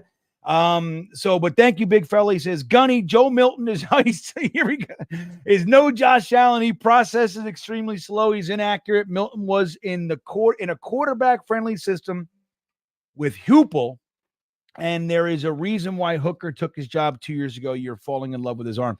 I'll tell you, but the arm is the thing people fall in love with, big fella. I mean, anything else to say on Joe Milton? I mean, big fella's watched him. Gunny. Yeah. Maybe you got to switch over to Sam Howard or one of these guys. I'm going to disagree because literally they're the same exact size, 6'5", 235, 237 pounds, same exact body style, cannon for arms. In fact, in terms of accuracy, like you're saying, in terms of processing is inaccurate, then Josh Allen was highly inaccurate because Joe Milton had a higher accuracy percentage in college than Josh Allen. He had a higher QBR. He had a higher quarterback rating. They're in now the sample size is different, whereas Josh Allen got to play more, whereas Joe Milton did not. But again, I'm not saying we're going to waste a first round pick on this kid. Josh Allen was clearly a first round pick. I'm referring to the backup situation for the New York Jets. And I think a guy that is this raw in a Joe Milton with his physical attributes, his intangibles, I want to believe that sitting behind an Aaron Rodgers can have an impact on a quarterback back there. We even saw Zach Wilson play a bit better after just having conversations with Aaron Rodgers this past season. So imagine sitting behind Aaron Rodgers for a year or two and getting to actually learn the game, how to play quarterback in the NFL with his physical attributes, with his intangibles. The college numbers, if you're going to do it like in a per game stat-wise, Joe Milton was actually better than Josh Allen. But I digress because, again, sample size matters. But, again, same size, same kind of arm strength, and I think Joe Milton is a much better athlete than Josh Allen. Fair. Josh Allen will run you over. So there's that. He'll also jump in the air and fumble, which is nice. True. I like that Josh Allen does that still. I love that he still wants to do that. He still wants to jump in the air and throw the fucking – yeah, it's crazy. It's a crazy thing. You can't shake it. I would much rather see us grab the kid from Tulane, Sam Hartman, or I think the guy that they have their eye on, and this is somebody that works for the Jets that told me months ago, Jordan Travis, dude, is their guy. If he's there in the fourth, they're taking him. That's what I was told. Now, that was way early, and who knows? The voice that said it, though, has been pretty good, pretty solid so far. So, anyway, I would love to. We got 2 fourths. If Jordan Travis is there in the fourth and you decide to take a swing at just for the reason you said, let him sit behind Aaron Rodgers. And if we sign Brissett or Tannehill or Minch, you got 2 really good starting caliber quarterbacks in front of you, and you can just groom for a year, 2, 3 years. And that's the way to do it. So and Jordan Travis has real talent, to be sitting there in the fourth. I'd be very happy with that. Now let's jump over to thank you, big fella. Blitz Crew wants 10 offensive linemen on the roster and practice squad filled with them as well. Last 2 seasons show we'll need. I could not agree more. I think we kept 9 last year, if I remember correctly. I would love to see us just go into the season with 10. If you got to carry one less, I don't know, fucking get Bawden off the damn team, right? Is that or Bawden? Yeah. I want all of the offensive linemen, all of them. Right. What do we need Bawden for? What did he do? Nothing. He does nothing. With all due respect.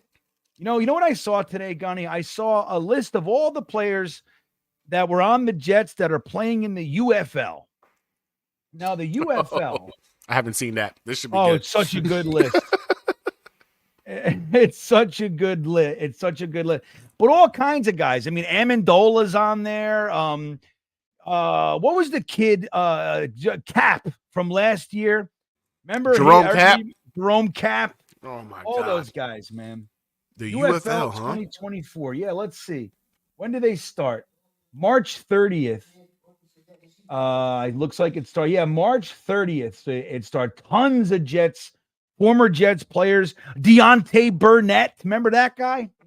Oh my God. From USC. Yeah. Somebody said Zach Wilson will be joining them in the UFL soon. Yeah, he'll be there in 2 years, dude. Zach Wilson will be in the UFL or Canada in 2 years, or he might just quit football.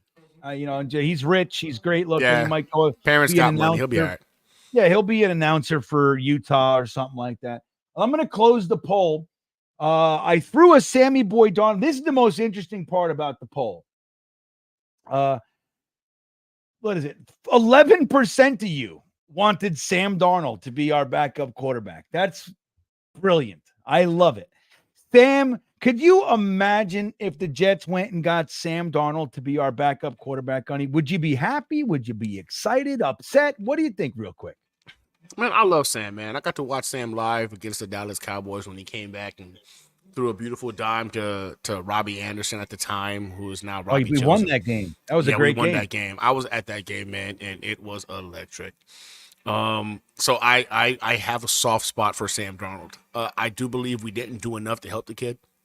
I think had we kept him vice picking to Zach Wilson and put more around him, we could have seen him take another step. So maybe call me a Sam Truther. But as our backup quarterback, yes, I'd be in for that. But I don't know. Again, I don't want him as our primary backup. Let me make sure I clear that up. Like I would like him to be QB3, not QB2. There you go. Yeah, let me make sure I clear that up. QB3, not QB2. But QB2 I'm a fan of Sam. Scary. What game followed? Exactly. If anybody remembers, Gunny's talking about a very good game. That was the return from mono. Yeah. And Sammy played very, very well. And then the next game, if anybody remembers, I'll give you a quick history lesson, was the Ghosts game against the Patriots. So just like with Zach Wilson, Sam couldn't figure out how to have 2, 3, 4 good games in a row. We'd have a really good one. Go, oh my God, look at what this guy can do. And the next game, he's the Ghosts. So tough stuff. Sodak Jets checking in. Thank you. He says, dude, imagine how fun it would be to have Jameis Winston with the New York media or watching him run a touchdown against the Pats when he's supposed to kneel right. I tell you what, man, I'd be delighted with Jameis Winston as our backup. 100%. 100%. Delighted. That's not even a question. If he's an option and we bring him in, I don't think any Jets fan is going to be upset having Jameis Winston as QB2. Hell yeah. I think that's a great idea. Let me see real quick. Jameis, let me see what his Tigo, do you mind looking up Jameis Winston's market value? See what he's looking to get this year. Is he a free agent? I don't even know, man. I think he is. Let me see here. I haven't kept up with Jameis Winston's career. Saints still? Let me see here. Hold on a second. I'm gonna go. Yeah, Tigo's gonna look up the market value, but I'm real curious. Anyway, I don't even know if he's he might be signed for all I know. But that would be funny, man. Sodak Jets for real. I'd love it. I would love it. Mike the Stat Guy checking in. What's up, GreenBean and Gunny? We should draft Malik Washington and Johnny Wilson. Polar opposites, but great fits. Throw it up to Malik. Well, that's the whole thing, man. You know, it's having guys that can do the job. Not, you know, like, look, as much as Brownlee's, you know, fine, but I want guys that you really believe in. Like Brownlee literally had one amazing catch in training camp, and everybody went nuts. Yep. And listen, we had 3 undrafted free agents. 2 were rookies. 1 was a second-year guy. 3 undrafted free agent wide receivers in our 53-man lineup. That is not okay, man. Not okay. And then the other guy, Reggie Cobb, is 90 years old. And you got Mecole Hardman. I mean, dude, what we did last year with the wide receiver core was abysmal. Now, Corey Davis abandoned them, so there's that. That's a big hit. He was wide receiver too, so I get it. But still, man, we gotta have some guns in this fight this year, Mike. And I agree. I'd be delighted. Let me see what Tigo. He's under contract. He said he's a free agent. He said he's a free agent. Let me see. No, I'm looking at it right now. 2024 under contract. He'll be a free agent next year. His cap hit is $4.5 million. If they cut him, it's a $10 million freaking dead cap, so they're not going to cut him. And he's going to be the backup for the Saints this year. And he's got like 3 freaking whatchamacall those years? Not dead years. 3 void. Thank you. 3 void years on top of his contract in order for them to fit him under the salary cap. My goodness. So look at this. Kirk Cousins market value, $39 million. Ryan Tannehill market value, $4.9 million. Boy, there you go. All right, Tigo, he says I made a mistake. Let me get to this super chat. Then I'm going to bring Tigo on and get his opinion on a few things. Tom Cahill, thank you, buddy. He says, if we don't get anybody in free agency, then we'll have to trade out of 10 to get more picks. I don't know if you can, though. If you don't get a tackle in free agency, Tom, you got to take a tackle at 10. You got to take the best guy. The best you can get. Unless, and let me bring Tigo on. We had a conversation about this last night as well a little bit. And I'll bring Tigo. You ready to come on? You ready? Okay. Let's bring Tigo on. Talking Jets with Tigo, everybody. Tigo, and this was brought up in a question from E Boogie before. We whiff in free agency in the tackle market. Do you think we are then that we need to trade back, or is it more important to take the best guy? Last night you were talking about, the kind of the idea of trading back 3 spots and the likelihood of those teams to take a tackle. So maybe it's safe to. What would you think is the play there? We completely whiff in free agency. We go into the draft. We need the offensive line. You stay in at 10 and you're trading back to gain the second. No, you have to stay at 10 and pick. One of the 3 guys will be there. You can't trade back. I was talking about trading back in a scenario where you sign a left tackle in free agency. Right. I have it on I don't want to say good authority, but I've been hearing the same things, Gunny, that you said, that you mentioned. And I also just kind of have this gut feeling that AVT week 1 is your starting right tackle. And that's the plan. And so when I think about that being the plan and you can do something in free agency, then I feel more comfortable moving out of 10. But if everything goes wrong in free agency, you can't do anything. This turns into soccer and financial fair play rules come down and you're not allowed to sign a single player because that's a punishment that happens in soccer overseas. Then it's no, you take a tackle at 10. You hope that one of the guards that you want is there in the 3rd at 72.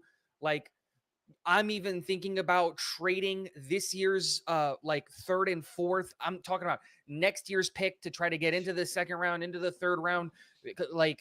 I feel really comfortable with this wide receiver class, so I'm not coming up for a wide receiver. I think you can get a really good one in the 4th round. A guy like Taj Washington would be available there in the 4th round, and I think he would be a stud as well.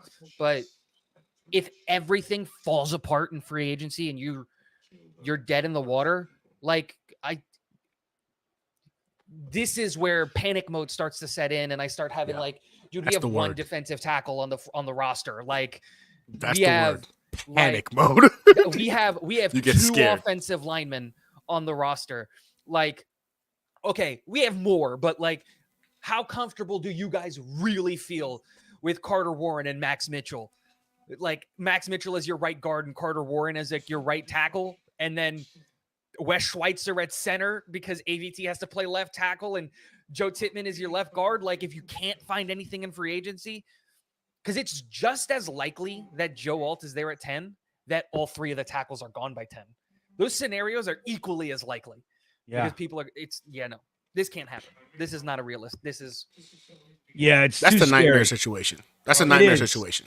And wake up what and would make it expect- even more nightmarish is if we did trade back, and then any of the guys that we were hoping for, they're gone too.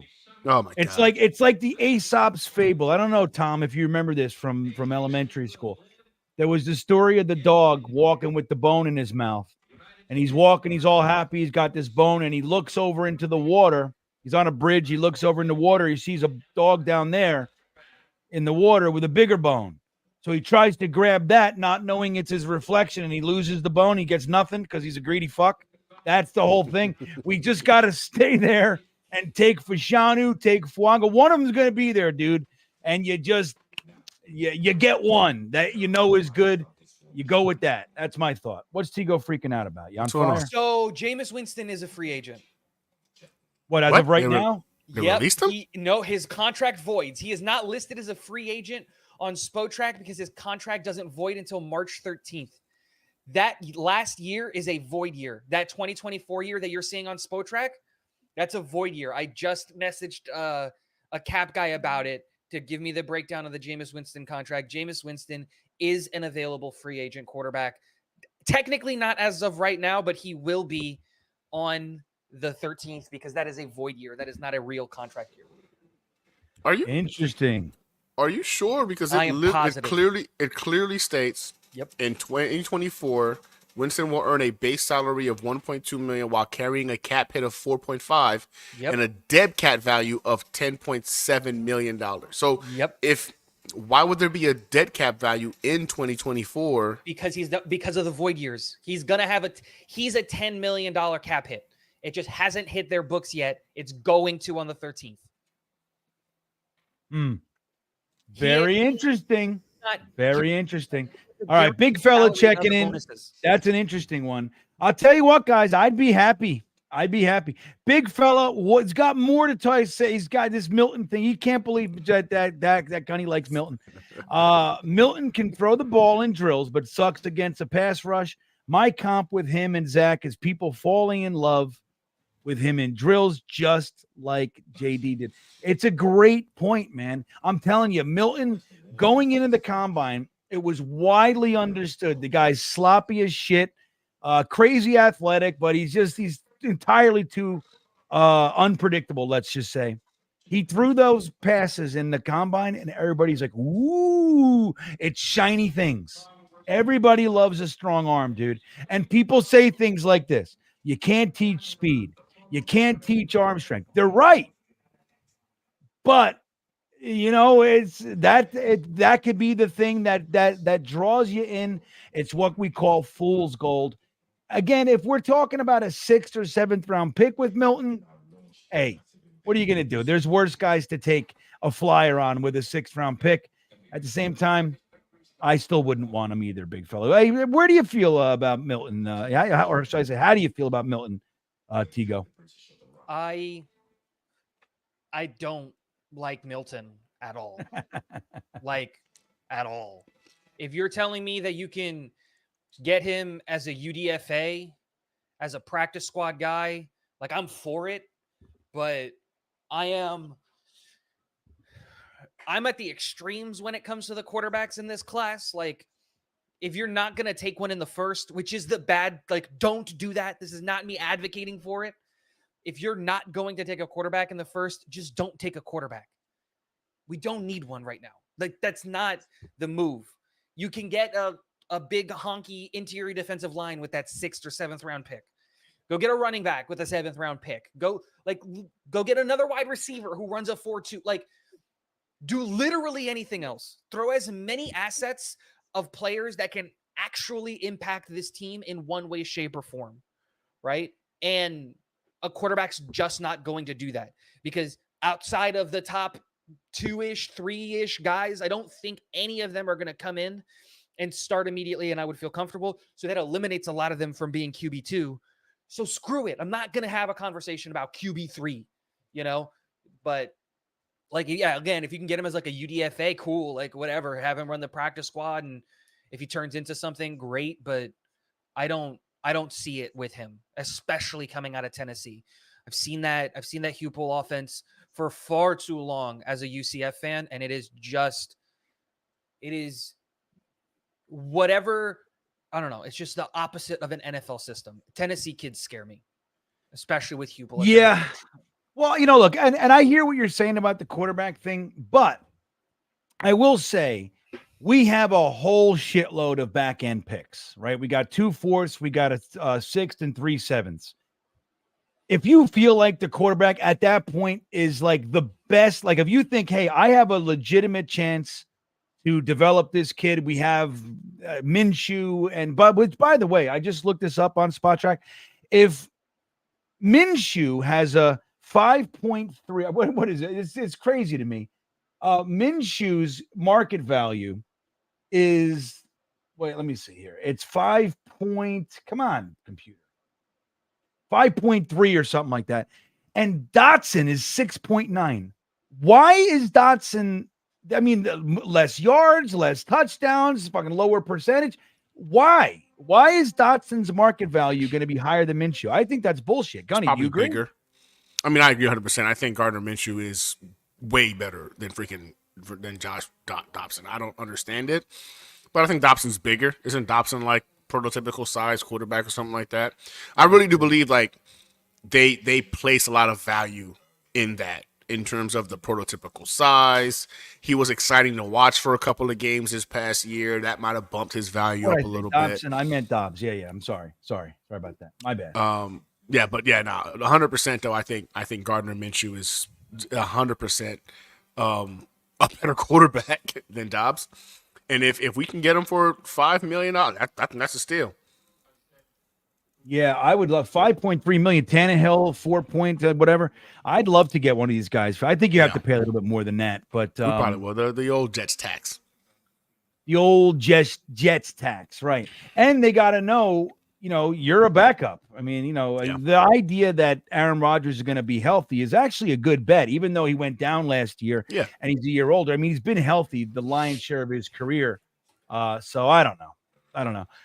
Commander Cool likes Jordan Whittington, the wide receiver from Texas. I've heard his name. I haven't looked at him at all. So nice sleeper pick. That's good. Josh Dobbs is awful. I know. I don't like. Look, he had that really exciting. It was fun. Yeah, it was fun. He did okay. He did okay for them, but not a guy I think would warrant more than Tannehill or Minshew, in my 100%. opinion. But No, what do you guys think? So I just put a poll out there. Which position would piss you off the most at 10? Let's say we're going BPA, Tigo. Which position would infuriate you more than any other if the Jets decide just to go BPA and it's not necessarily our need? Which position would piss you off the most? Edge. Yeah. Gunny, we got four. Without question, it's edge. Yeah. Without question, it's freaking edge. Oh man. Yeah. So I'm gonna see. I think the chat. I'll end this one in just a second, but yeah, a couple people with tight end. Gunny, I haven't gotten your ideas on your opinion on Brock Bowers. Ryan's been singing the Brock Bowers song for a little while now, especially if we take care of our offensive line woes in free agency. Brock Bowers interest you? What do you think? At 10, maybe even, not in the slightest bit. No. I'm not falling for this whole, like, oh my God, elite tight end crap that we've seen over and over again. We saw this thing happen with Kyle Pitts. We've seen it before. We saw it with Evan Ingram. I'm not falling for it. I've watched the Brock Powers tape, and yeah, again, a fun guy to watch. But they have him listed at 6'4". I promise you, he's 6'3". He's not 6'4". I don't think he's 240. He's going to be between 230 and 235 pounds. He's just a big fullback to me. A big fullback that can catch the ball better, maybe run a little bit faster. I'm not impressed by the kid. I feel like Kyle Pitts was more athletic. I think Evan Ingram was more freaking physical. I get it because he's a tight end. It looks cool and it's fun, and the Georgia offense made him look really elite, I guess you can say. But no, I want nothing to do with a tight end with the 10th overall pick. If it's not an offensive tackle or a wide receiver, I think this is an L. I would call this an L in terms of a draft pick. I know some people are in love with this kid, to include, I think Tigo loves this kid too. I don't get it. I don't see it. I'm not falling for the whole Kyle Pitts hype again. I'm not falling for the whole Evan Ingram hype again. You've seen a lot of the best tight ends in football are always drafted significantly later. Not these guys who look pretty on in Georgia because they happen to be faster or more physical than college freaking cornerbacks or faster than college freaking linebackers. Once they get to the NFL and everybody's fast and big, it's a whole different freaking story, and they can't utilize what made them look so cool in freaking college. Give me the guy with the cleaner freaking ability to run routes as a wide receiver that can expand their catch radius, or give me the offensive tackle, we can go ahead and work with as a technician. Brock Bowers to me is a gimmick. And I think that he's going to trick somebody into drafting him early. I just hope and pray the Jets don't fall for it. Yeah, I think it's going to be good. But I'm Mr. Tight End. I love tight ends. I think that, and I love dual purpose tight ends. I don't like going for strictly blockers or strictly pass catchers. I don't like it. There are plenty of guys that can catch the damn ball and can also help you with the blocking aspect at the end of the line. I love tight ends, and I don't want anything to do with Brock Bowers at 10. If we don't go tackle for whatever reason, I think it's wide receiver all day, every day. 100%. Yep. And look, whether or not Odunze or whoever's there, I still think, Brock Bowers is just not the pick for me. Tigo, I know that you like Brock Bowers. You've called him a weapon, not a tight end, which I agree with. But how do you feel if we don't go tackle, if Brock Bowers is the pick? How are you going to feel? If we stuck and picked at 10 and took Bowers, then I think it's a mistake. I love Brock Bowers, and he is a weapon. Calling him a tight end, I feel like is a disservice to him. I think all of those other guys that you mentioned, Gunny, got falsely given the generational tag. All of them. None of them deserved it. I didn't have a generational tag on any of them because they didn't deserve it. Brock Bowers is the one guy that does. One, you are correct. He is 6'3". He isn't 6'4". He is 6'3". That is real. He measured at 6'3". But he is fully at 240. But again, if you trade back and get Bowers, I'm cool with it. 10 should be an asset that you are trying to sell. That's the whole point. Like if you go from 10 to 15 and Bowers is there, which would be crazy, then you should take him because he is a weapon. And so that's how I look at it. But sticking and picking Bowers at 10, I think is foolish. There are only 3 players, in my opinion, that you stick and pick at 10. And the likelihood, I guess 4. And the likelihood of them all being there is very low. So, yeah. Yeah. Yeah. I think most people feel the same way. I don't know. Look, and I think he's going to be good and all that shit, but I don't know. I like our tight end room, dude. I don't think we need to do a damn thing. I think, for that's why I'm honest to God, I'm a little bit lackluster on what I know about the tight ends. For the first time in recent memory, I don't know shit. I mean, I know a little bit, but I don't really, I do. Tight ends are where I spend my Sunday afternoons, man. Usually I love digging in. I know 25 deep on tight ends, but this year I'm just not looking. I like the collection of Conklin, Ruckert, Yeboah, and then Kuntz is that developmental guy with his perfect 10 RAS score. which, by the way, Blitz Crew, I saw that you correct. That's the guy you meant, not Will McDonald when you were talking about the RAS score. But I think that should be a priority signing is Yeboah. He is technically a free agent. He is not on the roster. I have him as a priority re-signing on like my list of bring that guy back because I think you're right. Yeah. I mean, and look at how he played at the end of the season last year. And I mean, the one question mark in his game, pass catching's never been his issue. He was a wide receiver turned tight end. The end of the season last year, they had him in line blocking. Dude, he was thunderously opening holes for Breece Hall. All the last 4 or 5 games, whatever. Dude, he was popping those holes open in an aggressive way. He looks bigger. He looks strong. Dude, that guy, you want him as your tight end 3. I mean, who are you going to get better as a tight end 3? He blocks and catches, and he knows our system. He's been here forever. And he's going to be cheap. And he's young and cheap. Right. I look at it. I had a lot of concerns about Yeboah going into this season, and he answered all of them. I haven't been saying it very often because I just feel like it's just gonna like this shouldn't have to be said. We should have, and we did cut CJ Uzama, and we should bring Yeboah back. And like Yeboah has shown, and so has Ruckert. And I feel like we always knew this, but the injury was the concern. Is that we don't need to keep Bawden on the roster anymore. I was a proponent of keeping Bawden on the roster last year because I didn't know what we were going to get from Ruckert in terms of, you know, coming off of the injury and hurt and all of that stuff. And I didn't really believe in Yeboah's inline blocking. Dude, they shut me up. Screw Bawden, let him go. Thank you for having a hot girlfriend or whatever and blowing up people's mentions and all that stuff. But other than that, like, run Yeboah and Kuntz on the roster because they're just crazy athletic. That's right. And they're already here. With Kuntz. Yeah, they're already here. That it's like, years in the system matters, everybody. You know what I mean? Like, it's starting fresh every year with new guys, new staff. That's been one of our problems as an organization. If it's not new coaches, it's new players every friggin' year or two. It's like, it's time to stop. Just keep the guys, develop them, build them, run them back, especially when they're athletic and show potential. I couldn't agree more. Good question from the big fella coming in. Do you think Tez Walker makes it to the third? Tigo, I'll throw this one at you. I mean, I think he'll probably be there in the third. What do you think? Yeah, probably. He hasn't really done much post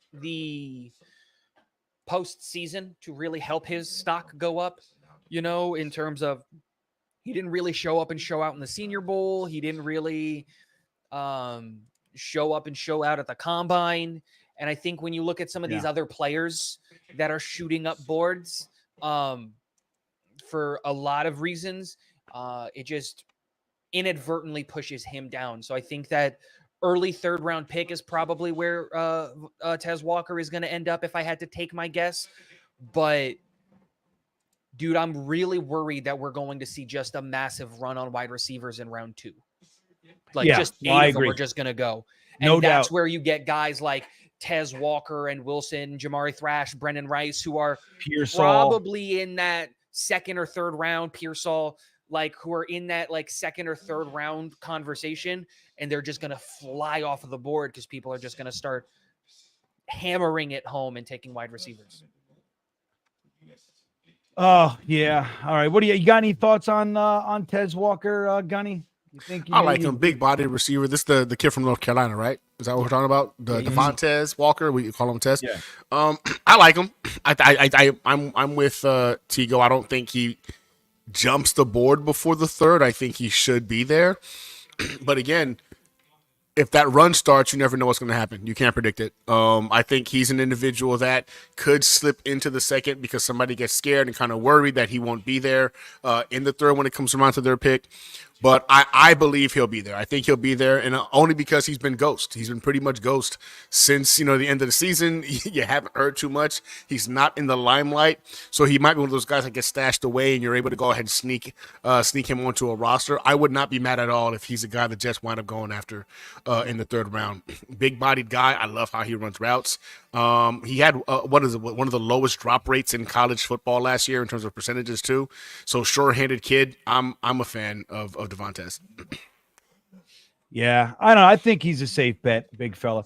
This is why Nick Shine is not to be trusted, everybody. I just want you to know.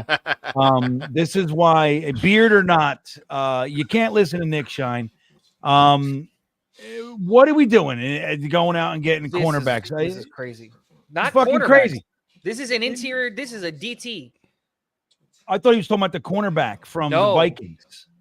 He's still even worse, Nick Shine. That's worse. Get out of my house. Out of Texas. Get out of my house. Gator McCluskey. I've heard about this guy. Did you guys see the most recent thing that Gator put together? Did you see it, guys? With the Buffalo Jets fan? No. Mimicking his. No, for I me. saw that one. Yeah. For you, I haven't seen that one. Let me see. I'm gonna find it. It was hilarious. I gotta find it. If you guys didn't see it, it's so funny that I honestly, for a second, didn't even know it wasn't me. I was like, "What the fuck? What happened?" I like it took me a second to realize it. Let me just see here. I'm gonna get it. It made me laugh, dude. I watched it like 5 times in a row. It made me laugh so hard. All right, here it is. I hopefully again the Instagram worked, so this might work. Let's see here for Gator, and don't forget to support Gator's YouTube channel, everybody. Gator Sports, the best. All right, here we go. Great stuff. All right, hopefully, tell me if you can hear it. Can you hear it? You can hear it. All right, let me get the comment off real quick. All right, so this, I'll back it up here. How does he get Gator? I'm sorry. How does he get the background so freaking close? Like it looks like your freaking background. Yeah, it is. He takes a picture of it. That's a green screen. He takes a picture of it and then he sits in front of a green screen. That's pretty good. You step off the camera for half a second. I can be in your studio. I got a green screen underneath that couch. There you go. Probably do that. It would elevate my background. So, all right, so everybody, take a listen. Take a listen to Gator's interpretation of my response to the Will McDonald pick. 3 NFL draft. The Kyle New York Sickles, everybody. Jets. Come on. Select Will McDonald, linebacker, What? Iowa State. What the fuck? I can't believe this shit! What the fuck? 3 NFL draft. The New York. Oh, Gator, I'll tell you, buddy. That's some good shit. It's so good. Oh, it's so good. That's exactly what this. Oh, what the fuck? Yeah, he captured all of our reactions to that pick. Yeah, it took me a second. Like, looking at it now, it's obvious, but I didn't know. I didn't know what I was looking at first, and it was small. It was on my phone, a little tiny thing. I didn't realize, and I'm like, "What the hell is that?" That was. It took me a second too because I was like, "Yeah, that's just GreenBean's reaction." Yep, I said the same thing, and I was like, "Oh wait, no, it's that not." That beard is way too white because I also got it on my phone. I got it with this tiny little baby screen. Yeah, it's good enough to watch again. Here we go. And I love Kyle. I can hear Kyle Sickles all day. Come on. Select Will McDonald, linebacker. What? Believe this shit! All right. NFL draft. So fucking good. Because that's it, man. And that was perfect. That was perfect. Oh, Gator's the shit. Gator, you're a true gem, man. Well, I'm glad you're among us. Yeah, I can't get enough of it. Keep it coming, buddy. Infrared follow Gator. Yeah, you gotta follow Gator, man. Yeah, 100%. He does a great thing. He does all the guests. I mean, he did everything on Jake's show that you see. All the every bit of it's Gator. Everybody, if you didn't know that, on Jake Assman's show, all the Shadow Realm stuff and dude, did you guys? I mean, I was on Jake Assman's show this week, and after I got off, he went to the calls and he had fucking V-Man on, and he was sleeping again. Yeah, I saw that one. I saw that one. Oh, V-Man's a goat, man. And the whole Gator graphic around V-Man is classic.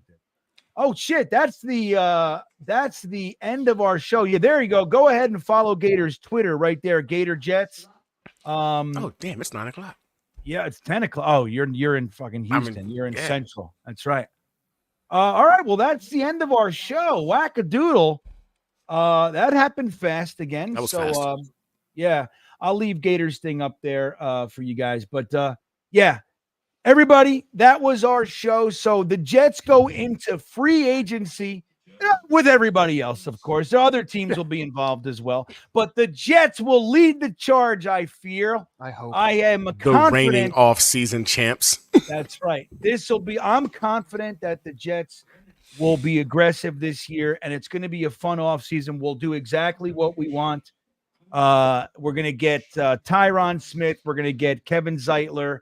We're going to get Illuminor, and we're going to get Tyler Boyd, and we're going to re-sign our damn kicker, our punter, and Kenny Yeboah, and that'll be that. Maybe some Solly Thomas, maybe a little Quentin Jefferson. I'd like to see that. But with that all said, Tigo, what's coming? You got anything you want to let anybody know? Nah, just regular Talking Jets with Tigo content coming to the channel. I've got some things that I want to do for free agency that I'm working on. I'm trying to find the time for, so maybe keep an eye out for that. There you go. Gunny, you got anything special? Any birthdays or anything you want to tell anybody about? Nah, not really. I mean, you guys can catch me on Monday nights on 2 different shows. We're going to be doing the nightcap with Jigga Man Portal and Abby at, I want to say it's 9 p.m. Eastern. And you can also catch me on the Battered Jetsfan on Monday nights at 8 p.m. Eastern. So if you miss my face before you gotta wait till next Thursday to see me, you catch me on Monday nights with those guys chopping it up, talking Jets football. Right on. There it is. Well, Gunny, Tigo, and myself, we wish you a fantastic rest of the time before the legal tampering period starts. And with that all said, have a great night, everybody. We will see you next time. Yeah, here we come, baby. Here we come. Here come the Jets, baby. I want to kiss you. Thanks, Joe. You want to run or you want to duck down? You want to duck, just go over and get onto the bench and stay there. You play to win the game. My message for the fans, we're all frustrated with where we are right now.